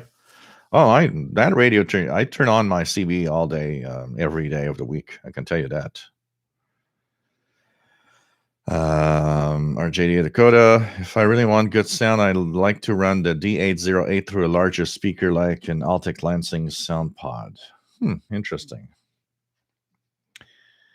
Simplio, saying that the sun just emerged. New sunspot. Pretty cool. 6925 upper sideband playing 80s music. Voice of Pancho Villa ended a few minutes ago. Donald Hosmer had a fair signal in 6925 in Michigan. Pretty cool. DC to daylight next Sunday. Absolutely. Matt, time to ask. VHF UHF show on Sunday means no shortwave show on Saturday, right? No, there's a shortwave show on Saturday also. There's still a shortwave show on Saturday. It's just once the first Sunday of the month is VHF UHF. But no, there's still a shortwave show on Saturday also. Bubba Schwartz made it to Moscow mailbag program back in the 80s. They read my question on the air. I asked them if they had many FM local radio stations and what output power were they dance around the issue. Kind of cool. I had my question read. I had a few questions read over time. But the first one that I ever asked, and I still remember, was how many Canadian citizens visit the USSR every year? Red Hat shortwave using AM facilities for 160 meters is not that uncommon. I know several broadcast guys that would do such, usually on daytime only stations. Interesting.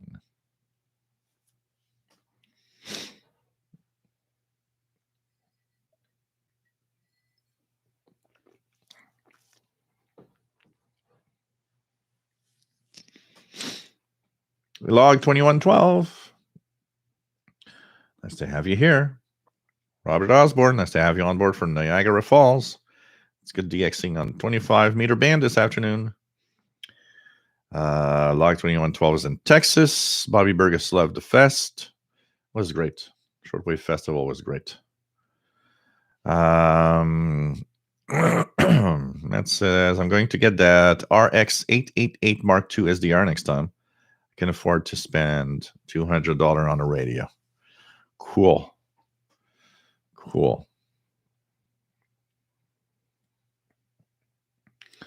Keegan says his go-to radios are the Ethon Grenick Edition Field BT for FMDX and Ethon Grenick Edition Satellite with SSB.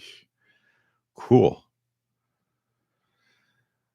Trimbali, Mr. Bell. Well, I got the multi-coupler, but on the UPS page, it still says that they're searching for it. They have no idea where it is. So, but I got the multi-coupler. Somebody came and there's a little note on it saying, "Well, I got this at my place. I received this package at my home, and it's not mine. Have a nice evening." I was like, "Oh, okay, thanks." So at least I got it. That's the important thing, is I got it. For sure.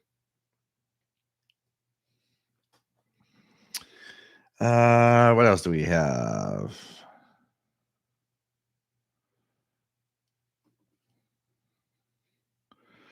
RJDA Dakota, my favorite standby is the super portable GP5 SSB from Connicom. Cool. R75 is standby here. Tony Magnier, nice to have you here, Tony. Good evening from City of Cork and the south coast of Ireland. On the back of your videos, I've ordered the PL368 in black and have the St. Gian 909 X2 Q2 release version on pre-order. Okay, kind of interesting. Give us what you think when you get these. Really, really cool. Yeah, radios, more radios. Absolutely. Graham Huff, nice to have you here. 2E0FUF. Thanks for promoting shortwave. It's a great hobby. Yep, pretty cool. Yeah, Parallel Nolan, stay away from it. You'll be wasting your money. What else do we have? Jamali, Mr. Bell, when Joe will ever put 4 hooks around his window and wrap some wire around those hooks for about 3 to 5 times, see how good of an antenna it would be. It would not be a good antenna here because there's too much noise. It would really, really not work well. As soon as you get inside, it's really really an impossible task.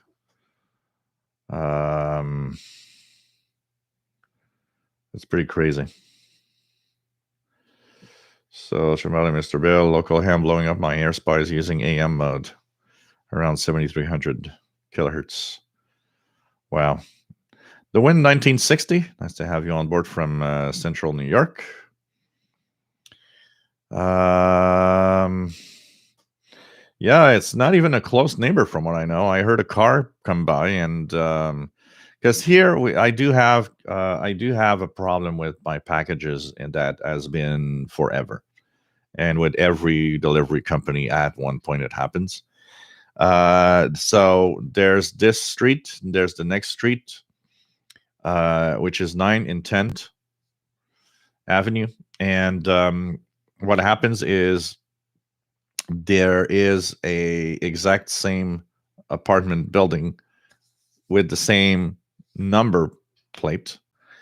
And what happens is I, from time to time, the shipping sees an 8 instead of a 9, and it ends up at that place. And the reverse is true because I get mail in my mail from time to time when they see a 9 instead of an 8. So we've been exchanging packages all the time. But this time is not that. This time seems to be so much different. It was weird. But at least the person came and delivered it and said, hey, that's yours. So that's cool, you know. Cool, Simplio. Thanks for updating us on the solar activity conditions and the sunspots. Take care, Karamani Nikolai. Always nice to have you on board. Stay safe. Y08NIK, Y08006SWL. Always nice to have you on board. Yeah, I saw one C-class flare that I think it's on Space Weather. They were showing the picture, which was kind of interesting. John Brocato, nice to have you here from the Pittsburgh area. I have the XH D808 coming Monday, mostly because of your review. Thank you. Cool. This is you're gonna have fun. It's a nice little radio. It's very sensitive, and I think it's gonna be a great radio to for you to have, and for you to tune around. That's for sure. Cool. You know, it's fun to. It's interesting to note, Simplio, that when you start off in shortwave, you have no idea of all the interactions that happen with the radio waves. And you know, the thing that I always say, you know, when we say we are beginners and we need help sometimes, and we need people to show us, you know, show us around. I still remember putting 100 feet of wire up, getting 2 or 3 days in a row KBS World Radio from South Korea on my DX100, and being happy. And day number 4, I'm hearing nothing, and I'm trying to figure out. I'm thinking, well, is my wire broken somewhere? What is it? And you know, I take another wire and I put another 100 feet of wire to replace the 100 feet of wire that I think has something wrong. Still hear nothing, and I'm puzzled. It's like, you know, why is my antenna broken? But I have no idea that the sun has such an effect on shortwave, and that actually that's the problem. And you know, I think my wire has something, or something's wrong with my radio, because I just didn't know about solar activity. It's, you know, it's funny when you think about it, but then later on you learn, oh, look at that, there's solar cycles, you know, solar cycles, which is kind of interesting. So it's kind of interesting. Paul Robinson, just noticed XH data doesn't go down to 518. Disappointed, but its airband sensitivity really something, beating my Jupiter 7100. I know there are a few portables like that have a little gap. They have the long wave band, but the long wave band to the medium wave band has a little gap where they don't get there. It happens, absolutely. Hey, take care, Ralph Bender. Stay safe. Take care, Red Hat Shortwave. Always nice to have you on board.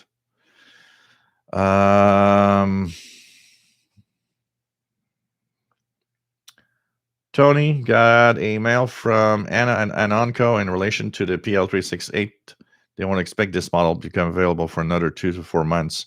Yeah, Connicom came back to me with an email, and they don't expect it to be available for a few months in the Connicom version also. So we'll see. But I have to say that the Chinese version of the PL368 doesn't seem to have any bugs in my case. Matt says Marion's Attic coming in well.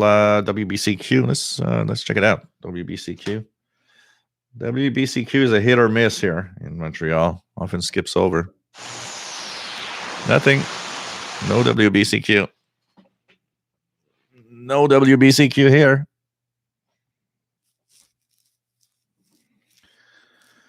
What's on 1620 in Montreal? Well, we don't have any stations in Montreal on 1620, but I don't know what stations are would be heard on 1620. I don't remember what are the ones that are just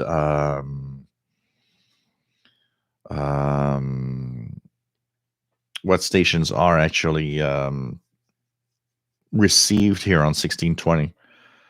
And it's a rough one because I think on 1610 we have a local station from Montreal area. Simply Odison can be weird, but that weirdness is just lack of understanding, really. Yeah. Yeah. What else do we have? RJ Dakota, the gap is because of DIF frequency. Yeah, it's possible. Absolutely. Absolutely. Joël Bédard. Bonjour.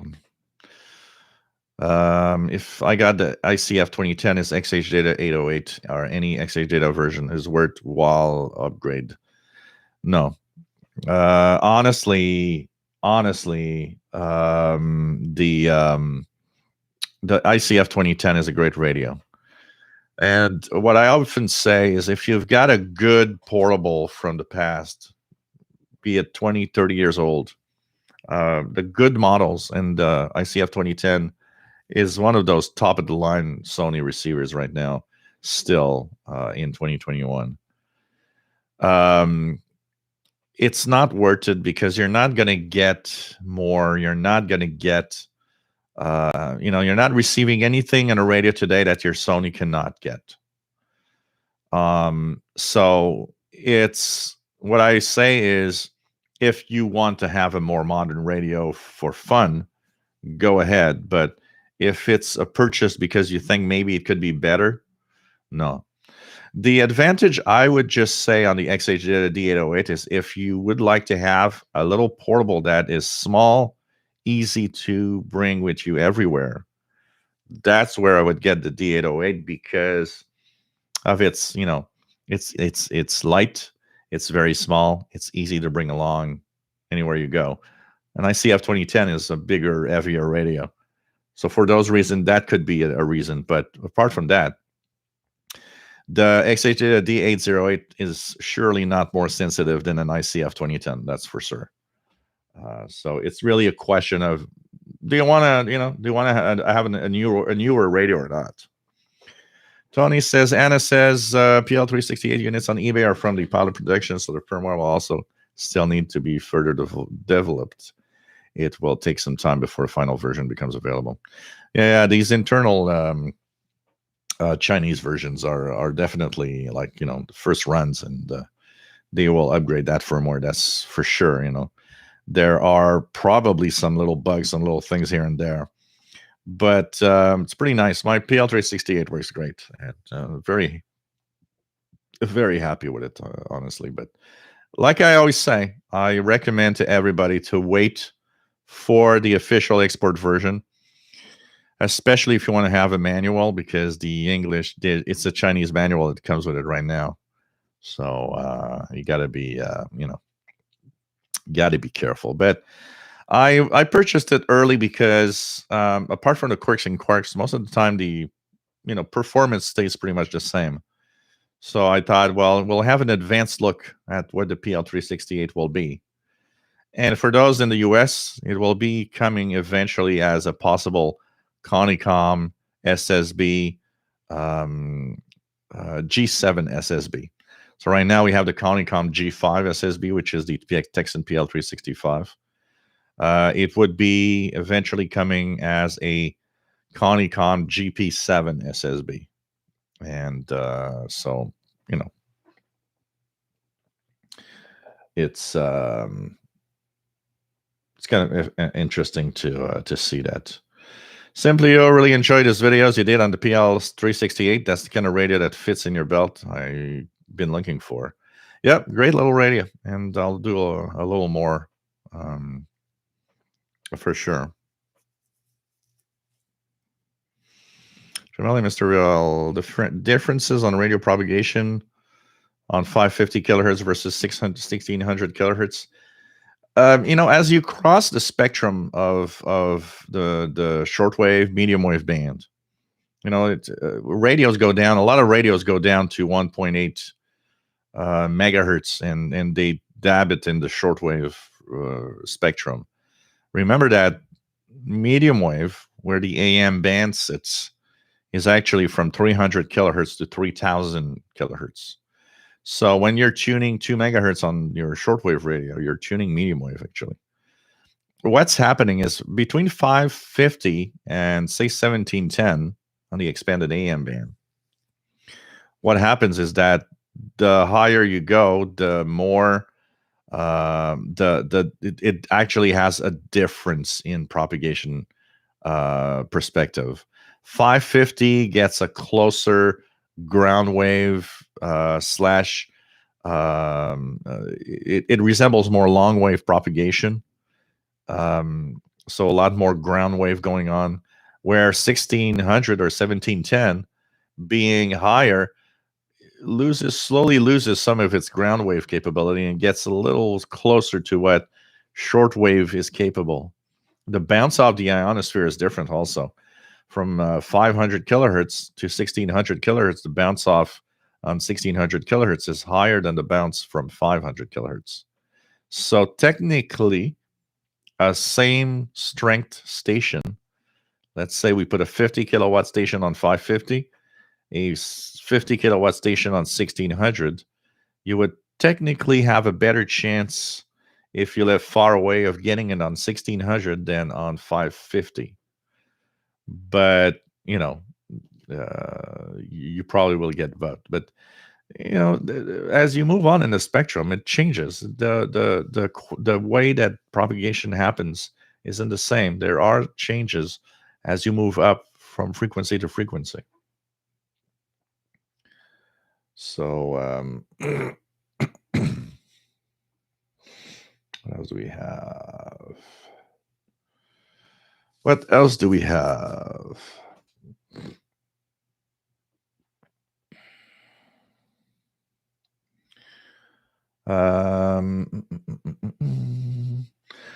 Sony will never get back to shortwave. It's not worth it for them. Really not worth it for them. That's for sure. That's for sure. It's not a market they want to go back for sure. And the radio is only as good as its antenna. That's for sure. That's for sure. Tremele, Mr. Bell, why do old medium wave radios have 5:30 a.m. spaced far from 600 while 1400 is really close? That is the way that they designed it, simply. So what happens is that a lot of receivers in the lower frequency range had a wider gap. And as you were going up, the gap gets a little closer and closer. It's simply on the design of the radio itself, pretty much more than anything else. Ed Lakin, new at shortwave listening with unique antenna problem, power lines across east side, within 40 feet of north side, within 20 feet. I have a Texan PL680 and limited to indoors. If you have power line noise and there's a lot of noise, you can't hear anything, you're limited to indoor antennas, your best chance would be an MLA30 loop. But it's not a magical antenna, and it's not a sure thing that you will receive better. But it's the only chance you've got for indoor listening. If that doesn't work, the only thing you'll have left is going out of your home and listening from somewhere else when you want to do some radio, unfortunately. And there are quite a few people that are stuck with that type of of dilemma. Paul, nice to have you on board from Michigan.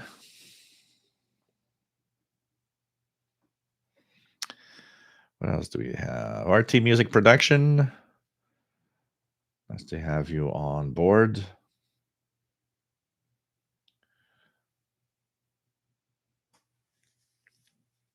Ed Lacken is in Kansas. Sheldon Harvey, where is the guy located who wants to know what's on 1620? He's in the Northwest, like in Oregon, somewhere over there. Sheldon. Because I don't know what's on 1620.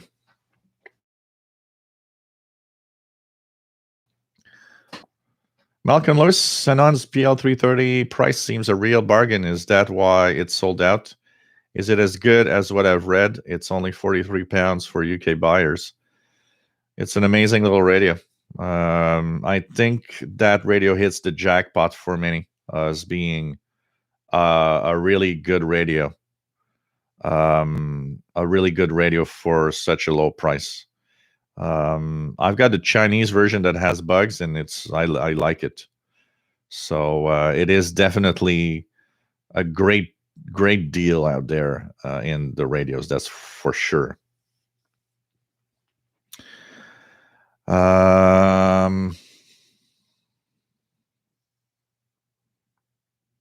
What else do we have?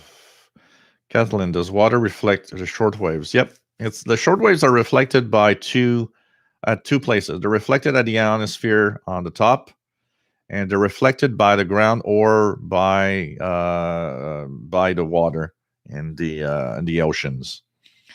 And actually, if you have a preference of where a bounce should happen and where your reception should be, it's better where there's a lot of water than where there's a lot of land. There's less loss of signal over great water distances. That's why everybody living close to the coast of the Atlantic Ocean or the Pacific Ocean have such amazing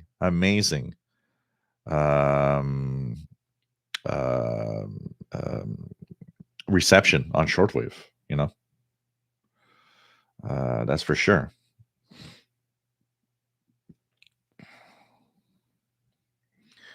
So, Adorin has got his PL368. Cool. What else do we have?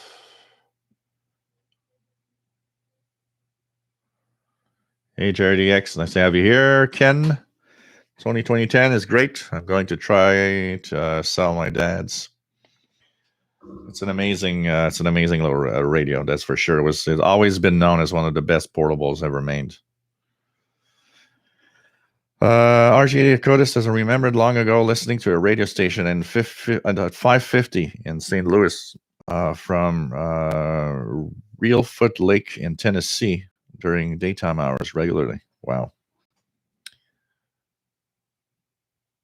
JRDX, nice to have you here. Right Eye Red, really need to get one of those shortwave loop antennas you reviewed to mount on my chimney. Harder to DX these days. Yeah, if you have a lot of noise, it's going to be a game changer. You're going to have a lot of fun. Part of that fun is going to come back. So, Lacey397, are you going to get your CB up and running? Well, not for the live show, but it often is. I'll be making a few videos off of it, from it, for sure. Michael Thompson want to take some radios out into the woods and get out away from noise. Yep, get away from noise is really important.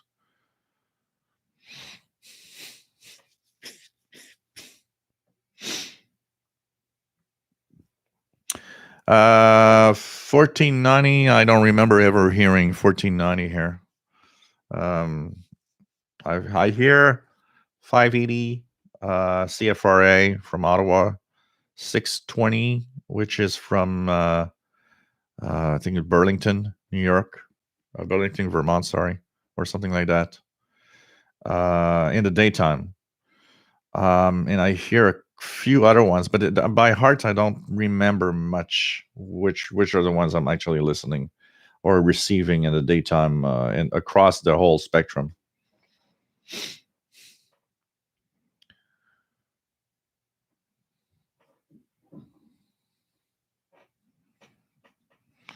Yeah, when it's very noisy, it's very limited. Like Paul Robinson says, the best chance is a loop, magnetic loop. If that doesn't work, you've got you don't have a lot of don't have a lot that you could actually be doing, honestly.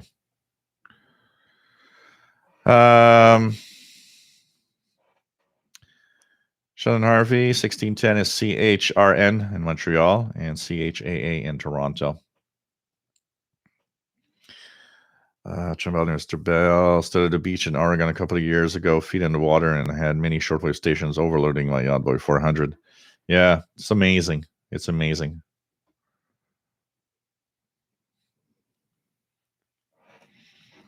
Oh, you're probably getting on 1610, Keegan, one of those TIS traveling informations, whatever travelers information system or something. So there could be weather, there could be all sorts of announcements on those frequencies. It's a common frequency, 1610, for these. Right Eye Red says, I'm mostly getting WRMI and the alt-right and religious stations from the US lately. Cuba is good carrier, but muffled often. Like to get Radio Romania and Radio New Zealand and signals from now in Germany. Yeah. As we get into the summer months in the evening, you'll have maybe a little easier. I noticed here in Montreal, particularly, Radio Romania hasn't been that great on their winter frequencies this winter. Radio New Zealand is a summer thing in North America. Much more on the last summer was great on 13. What was 13 megahertz frequency? 13840, I think was that frequency was great in the evenings in North America. Paul Robinson says, after midnight here in the UK, Gander radio sounds like a local broadcast. Yeah, you have to learn the best times to listen. Absolutely. Vancouver Island DXer, nice to have you here. Brian, VE7AUL. The 2021 Shortwave Fest was excellent. I've never been to it in person. So yeah, I definitely was amazingly cool. John Luhid, good sunny, snowy afternoon from Alaska. Nice to have you on board from Alaska, my friend. Jamali, Mr. Bell, UHF live stream topic, talking to the ISS up there where the laws of gravity and hair resistance almost don't apply. There's a lot of stuff. I know a lot of people want me to talk more about amateur satellite also. I get requests all the time. There are a lot of people saying, oh, it's so cool. Graham Huff, nice to have you here. And he says the salt water is much better for transmit and receive than non-salt water. Yeah, there definitely must be a very different perspective, that's for sure. So 1490, yeah, I'm just gonna try it here out of curiosity. 1490. Problem is I can't rotate the loop, so I might not be able if it's not positioned correctly. Not hearing much. Hearing a little something. Maybe if I would rotate the loop, I would hear it better. Because that's on medium wave, that's where loop rotation is extremely important. You can actually null out some other stations by rotating the antenna.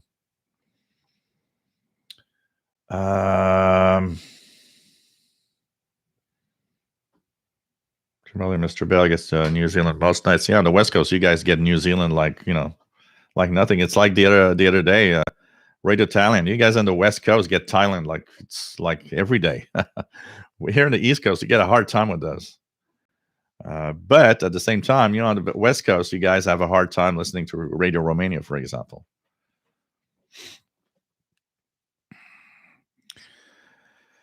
Bob T. The nice thing about the MLA30 is portable, and you could bring it with you to try reception elsewhere, especially if noise is an issue. Yeah, that is an interesting. Side to the MLA30. It is actually very, very portable, honestly. And so you could easily bring an MLA30 anywhere and use it, power it off a portable one of those rechargeable battery packs if you want. Douglas, I agree. Water bounce, Gulf of Mexico to my west, Caribbean to the south, Atlantic Ocean to the east. Great location for shortwave. KC5ZUE. Yeah. When you're more into the mainland, like Montreal is, getting pretty far from the ocean now. It's a little tougher. Carl Icon picking up Sky King 8992. Let's see if we hear some activity on those frequencies. We'll leave it at very low level here, so it doesn't interfere too much with my voice. But those emergency action message from the U.S. Air Force.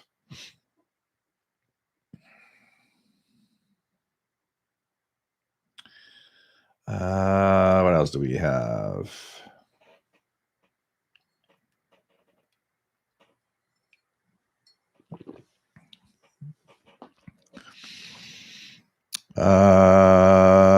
Bill K. Nice to have you here. Back in the 70s, I had a Grundig shortwave radio in my dash. Wish I still had it. Christopher, nice to have you here. Chris from North Wales. Please check out my new YouTube video on tests on the PL990X. So if you guys want to check that out.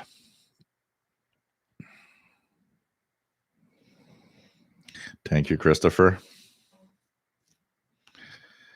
Errol0 says, is there something specific I should know about listening while in the mountains? I work there during the winter, and I plan to bring a portable. You should, if it's quiet conditions, not too noisy, you should have some amazing reception out in the mountains, honestly. So Michael Thompson wants to try to mount the MLA30 on a 20 feet extendable mast.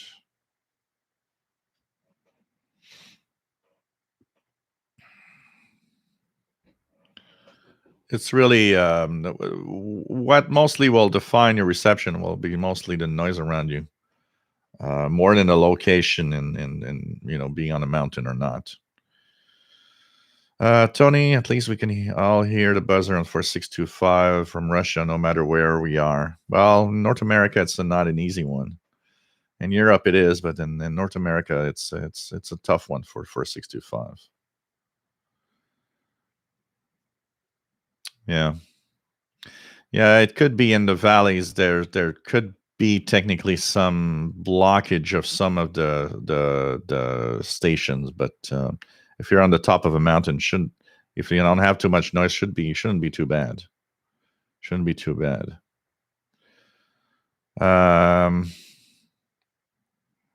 Tony used to hear Radio Moscow bleeding across the FM band. Wow, an old Toshiba ghetto blaster.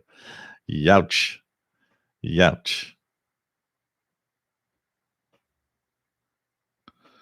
So Dmitry Lavrinovich, 8992 is part of the U.S. Air Force global command frequencies. 472, what is it? It's 4724. It's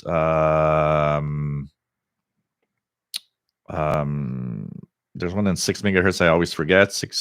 There's 8992, 11175, 13200, and 15016, if I'm not mistaken. Some Canadian forces, or the equivalent of the military auxiliary radio system in the U.S. from the Canadian forces, active on 6977. Check it out. 6977. See if we hear something. Check it out. Yes, all caught up. Christopher, after full test using Texan PL990X, it's close to being the same as the Sony ICF 2001D. Oh, look at that.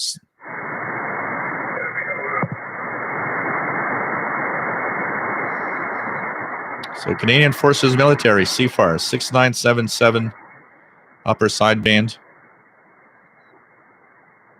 There's some activity. We just heard some voices. Pretty cool. 6739 is the other one. Thanks, Matt.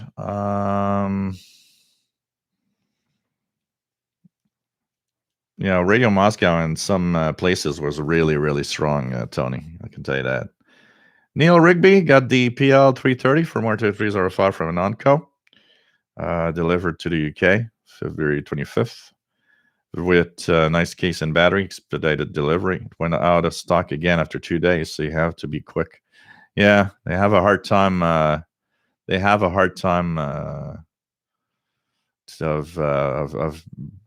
making enough production. Carl Icon picking up Sky King on 8992. Sal Marandola, do you own a Sanjian 909X2? No, and I don't plan on getting one. I'll be very fair here, as I find it's too expensive for what it is. And I've heard too much. I hope that they fix the stuff that I've seen, because frequency display is off. Too many little things not right on it. I do hope they fix all of that in the second run, because it's an expensive radio. Here a Sanjian 909X2 would come up to like $400 to $500 Canadian dollars. I'm not buying that at that price. I'll be quite fair. A portable radio, none of them now are worth more than, I'd say, in US dollars. When you go above $200, it's getting too it's for most getting too expensive for a portable radio, especially when you have the lower end ones that are so good. I have a hard time with those, like the Sanjian 909X2. It's a very beautiful radio, but I personally think it's too expensive. What else do we have?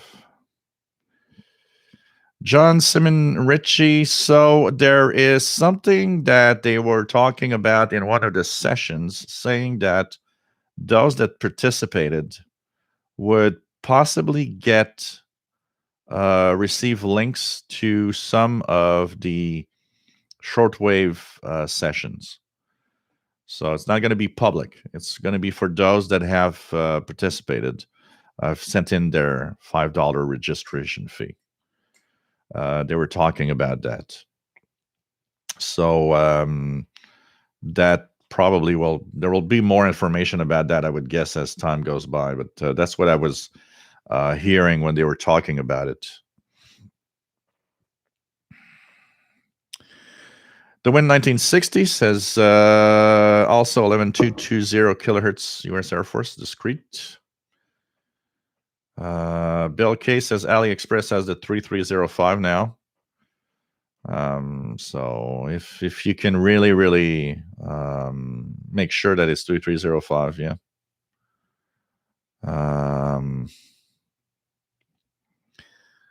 What else do we have? Gary Howell says, still have my Drake R8A, still a great radio. Absolutely. You don't need another radio when you got a radio like that. I can tell you that. Chris 66 says Winterfest was well worth more than $5. Oh, absolutely. It was truly, truly amazing. Anybody that participated was... I had one comment come through on one of the channels, on the channel, actually, that from someone saying, well, what a ripoff, charging $5 for something like that on virtual like that.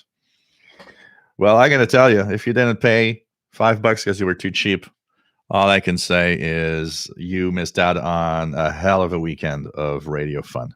And that's it. Okay. Anything else? We are 2 hours and 19 in the live show. So CFARS, Canadian Forces Auxiliary Radio System, on 6977. I heard a little bit of talk earlier. Upper sideband, of course, 6977 upper sideband. So thanks for the heads up on that, Mickey Delmage. So apart from that, let me check the email, make sure I'm not missing out on anyone. So, okay. Nothing special on the email from what I see here.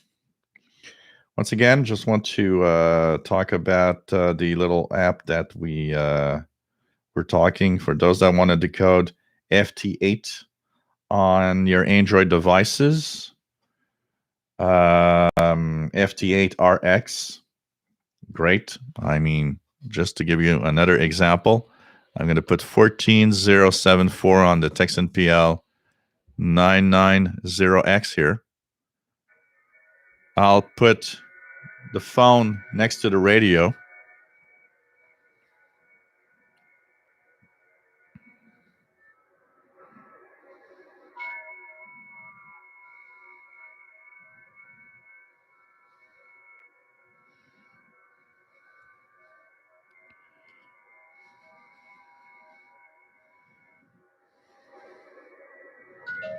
And there you go. We got some FT8 decode. No cables, nothing. CQ from KP2N. CQ from KA0BOJ. We've got a WI4X. We've got a KC2, a KO9. So I mean, this app works really, really well to decode FT8. It's not free, but FT8RX definitely worth checking out.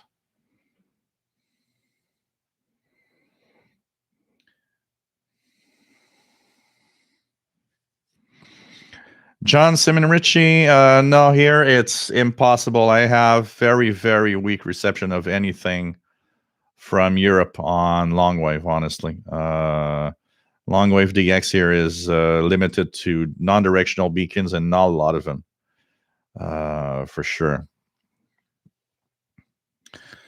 That also, absolutely, Matt, you are right. Charging a fee is keeping it from being flooded with registered participants who then wouldn't bother joining the meetings when the time came. Also, it removes the trolls, because trolls will not pay to be on, you know. And, you know, the Zoom isn't free. Anybody that wants to do Zoom meetings, Zoom isn't free, especially the package they needed to get, which was, I think when you are above 200 participants, you have to get a different package. So there are kind of different levels, like, you know, 100 participants max or 200 participants. Depending on the level you need to choose, you're paying more. So they have to pay for that. I mean, one of the biggest problems that people don't understand when you do events is that, hey, somebody has to pay fees and has to pay some of the stuff, and you know, you have no choice but charging. But $5 was extremely reasonable.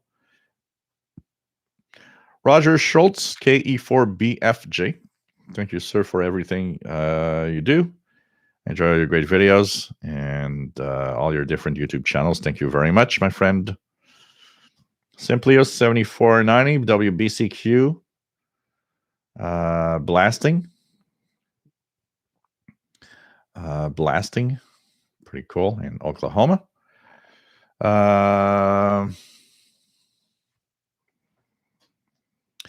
Yeah, that could be interesting to check out. So the app is FT8RX. I think it's I paid $369 Canadian, so it's probably something like $299 US, I would guess. Christopher, is the Texan PL 368 worth buying? It depends what you mean by worth buying. If it's just to have another radio, it's nice, but I would wait. I definitely would still wait for the export version to appear. If it's to replace another radio, it's not necessarily something that is better than another radio. Depends what you want to do. What do you want to,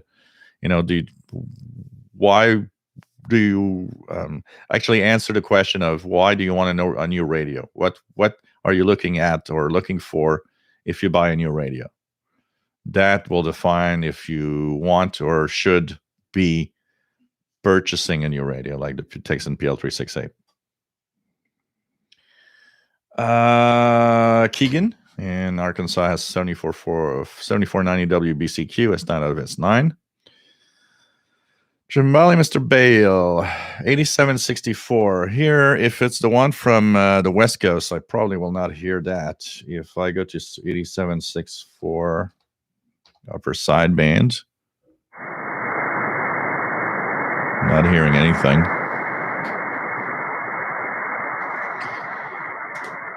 6501. Nope. If it's from Point Reyes, California, that one is at that frequency at this time. It's not necessarily the best. Roger Schultz got a brand new IC 7300. Cool. That is nice. Hope you're enjoying that. It's really bang for the buck. One of the best out there. I can tell you that. Yeah, 7490 is not often here either. It often propagates over. That's for sure.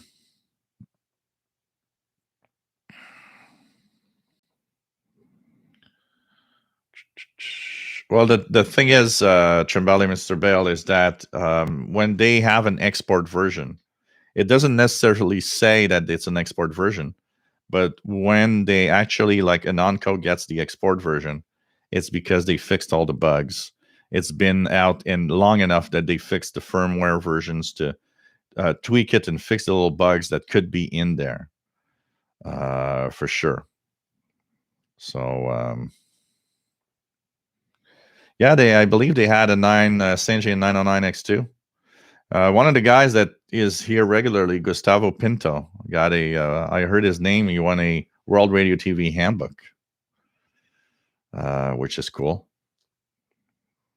So,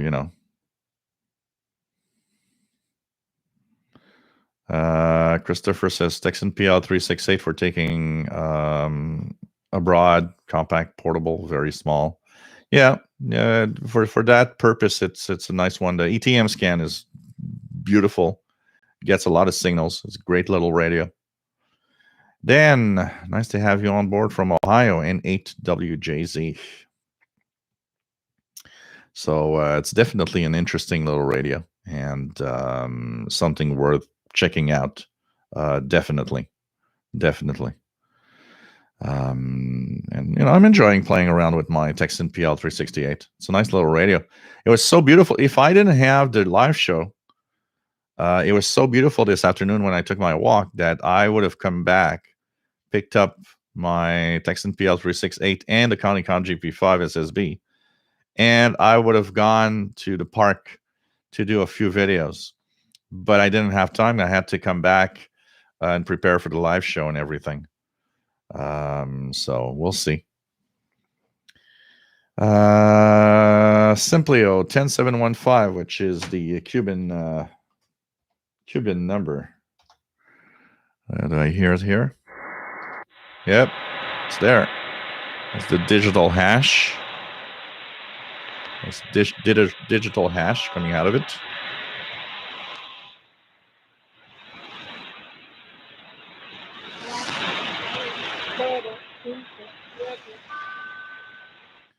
Miss Sexy Number Lady from Cuba. I like when they mess up. When Radio Havana Cuba frequency gets the number lady and a number frequency like 10715 gets Radio Havana Cuba. That is always kind of fun because you're like, oh, look at that. They messed up. Must be coming from close to the same place.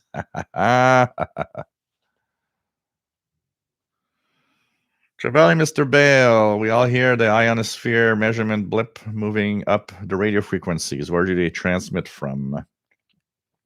The ionosounds have different locations where they broadcast from. Let me just check out here.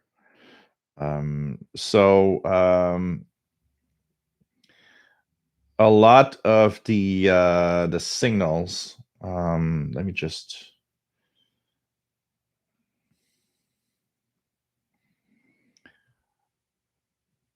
A lot of the signals come from. So here's the.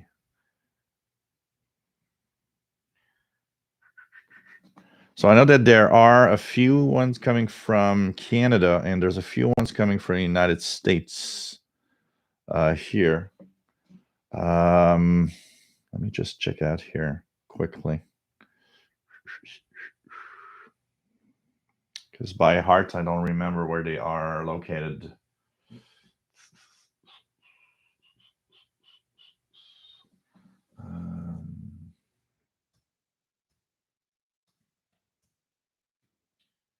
So the ionosounds, as we call them, let me just check out.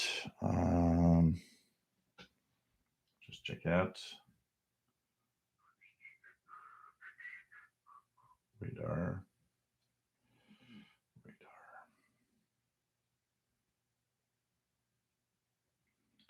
So some of their locations are. Trying to find where I had the information. So there's actually worldwide locations. There's ionosounding stations in many, many different countries. So some are located in the U.S. There's some on the East Coast, the West Coast. There's some here in Canada, but there are also ionosounds from different areas and around the world. Depending on where you live, you're probably not getting the same ionosounds. We're not all getting the same ones necessarily. That's for sure.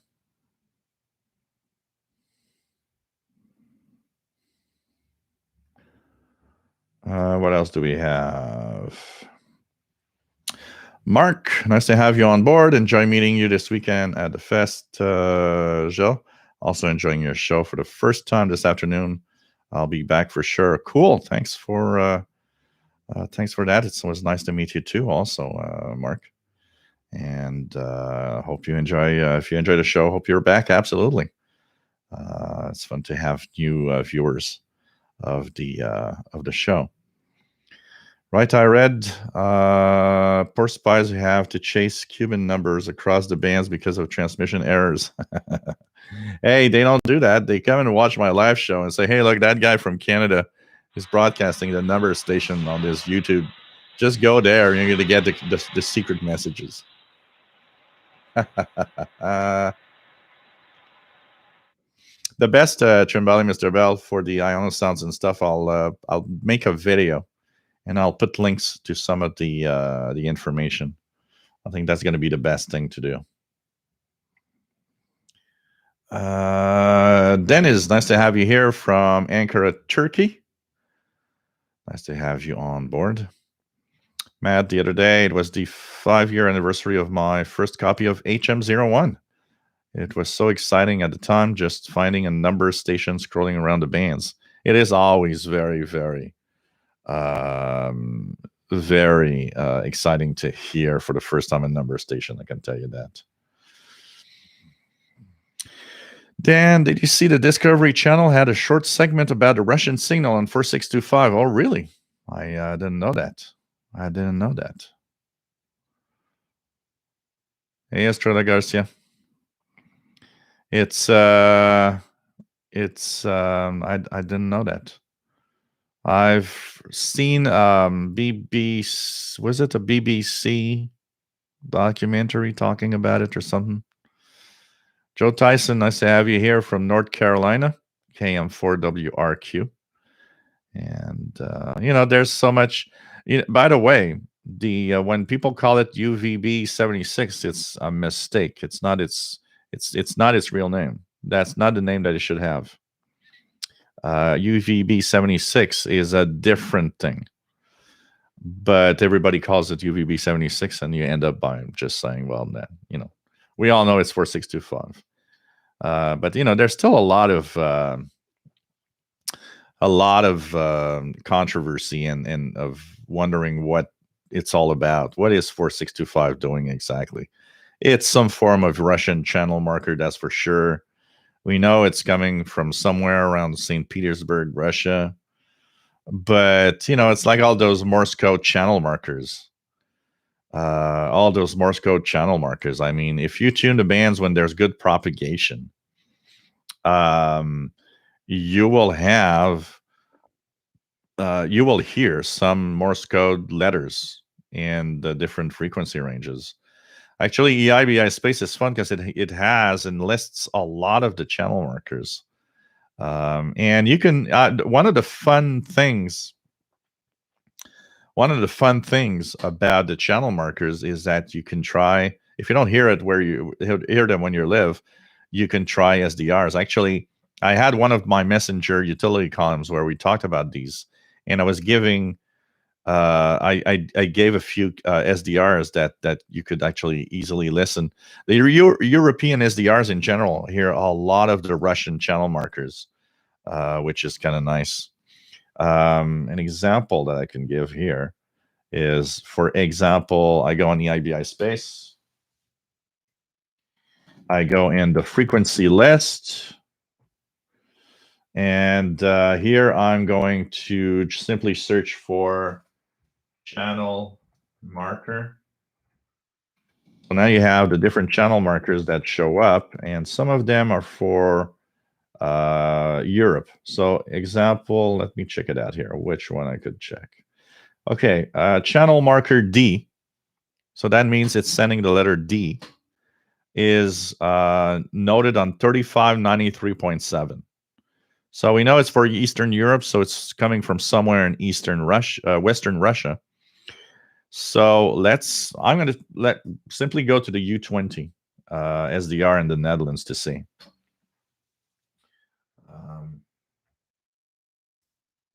So U20 SDR. Here I'm going to go and tune. So the frequency that is on EIBI space is 3593.7. Let's check it out. 3593.7.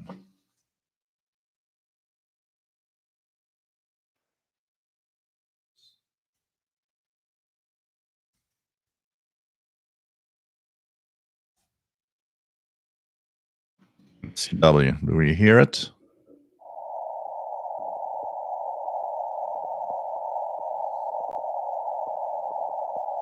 So it doesn't seem to be, oops, that changed. Let me just go back.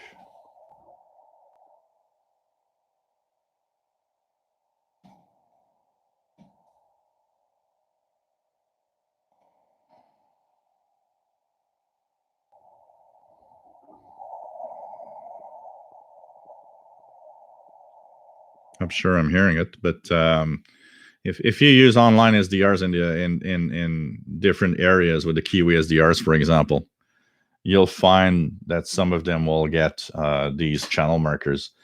They're scattered all over the place. If you have good propagation towards Europe, try them even in North America. I've heard several channel markers from Russia across the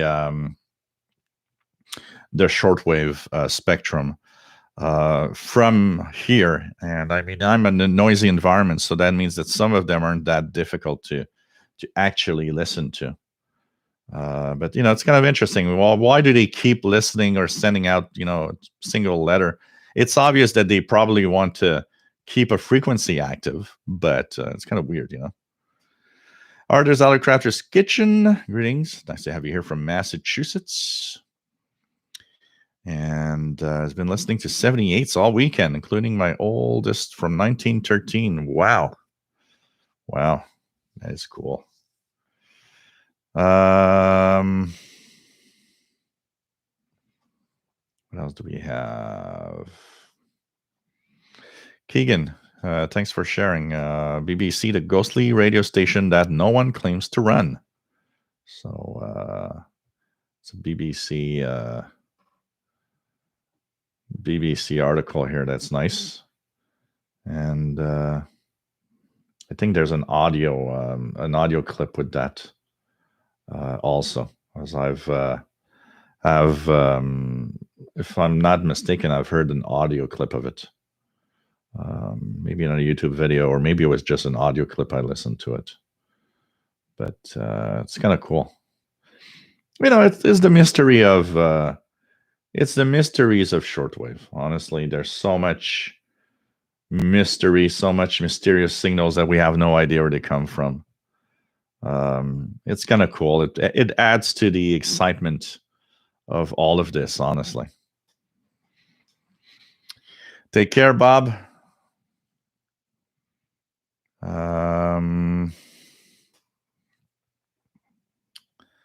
What else do we have?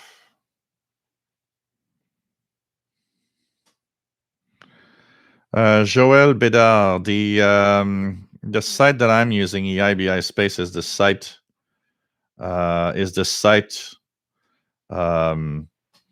Here. Let's fix that. Is the site of the where I get my schedules in general. Vancouver Island, the extra says the Russian K and F Vladivostok markers are commonly heard here in shortwave broadcast. So, because there's the ones that are on the east part of the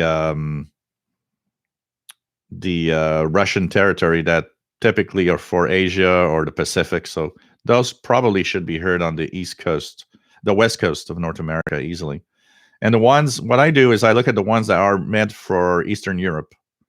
The ones that show Europe or Eastern Europe are the ones I will try here in Montreal, because they're the ones that I will actually be checking out what if I can hear them. Of course, it goes with the time of day. Richard Bidner, nice to have you here from North Texas.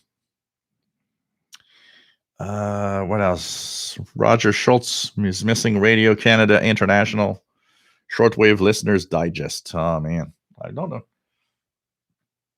Is there one online? YouTube. RCI Listeners Digest. Anything on YouTube from somebody? I don't seem to have any Reader's Digest. Nope. Radio Canada's Listeners Digest. Fortunately, there doesn't seem to be any recordings on, at least on YouTube. Remember, guys, there's a place called the Shortwave Listening Archives. And there's the Shortwave Radio Archives. I'll share the link here. Here's the link. Copy. If you guys want to hear old broadcasts and stuff, there's quite a lot of things in there from the shortwavelistening.com website. That is Thomas Witherspoon's. Brian Penny says Pancho Villa has verified 37 reception reports so far today, and he said to keep those reports coming if one were to know such things. So Brian has direct access to Mr. Pancho Villa. That's cool. Really wonder, where exactly does that transmitter come from, Pancho Villa? Supposed to be Mexican, so who knows? Dmitry Larinovich, when 4625 stopped broadcasting, that means that Russians started to exchange the secret messages to the different army bases. That's what we all think, but it's a difficult one. Trembali, Mr. Bell, 13650 Radio Japan in Thai language in the West. I'm going to try it, but here in the East, I don't have too much hope. There's something very weak in the noise. Very weak in the noise. There's something there, but it's weak.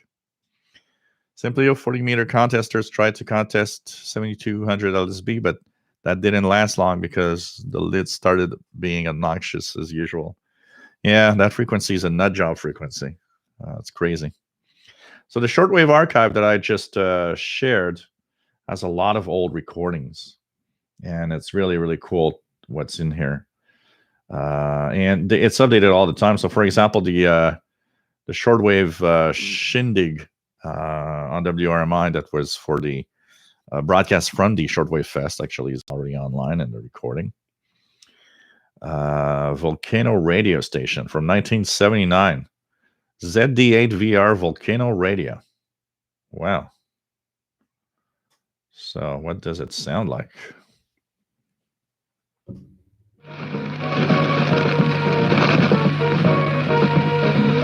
That's ZD8VR Volcano radio from May 5th, 1979. Kind of interesting. There's so many things. Radio Omrong broadcast is there. 1962 shortwave listening revisited mixtape. Wow, that must have a lot of stuff. Explain that to the rest of your row. Well, I've always been the outdoor type. I was brought up to be the outdoor type. My parents wouldn't allow me in the house. I used to come. Some kind of show. What else do we have? KGEI, June 26, 1941. On 9530 at 17 hours UTC. And with those cascades falling down all around us, it's another morning of musical ramblings. The place, Hollywood's Radio City. The man, Lyle Skitch Henderson. And this is the National Broadcasting Company. So many things. So many things in there. You have hours and hours of fun with what's in here. January 1st, 1965, Radio Club de Mozambique.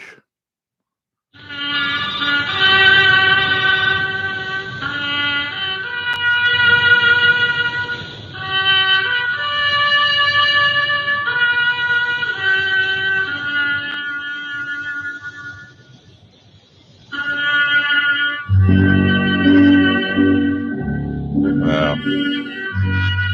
Interesting to hear all of those old recordings from the past. So much stuff. So and there's posts being there all the time. New posts all the time. So kind of cool. Vintage Kenzo. In Western Canada, I've been getting a weird radar sound on 4165. So we'd have the best would be to have a recording of it. There's a lot of things that could be radar. There could be Stanag. There's so many different types of signals. Trimbelli, Mr. Bell, getting weather facts from Japan on 13989. Right, I read. Miss RCI 2 since I get CBC's domestic services. I missed the easy to copy relays of Radio Japan from Sackville. Yep, that was really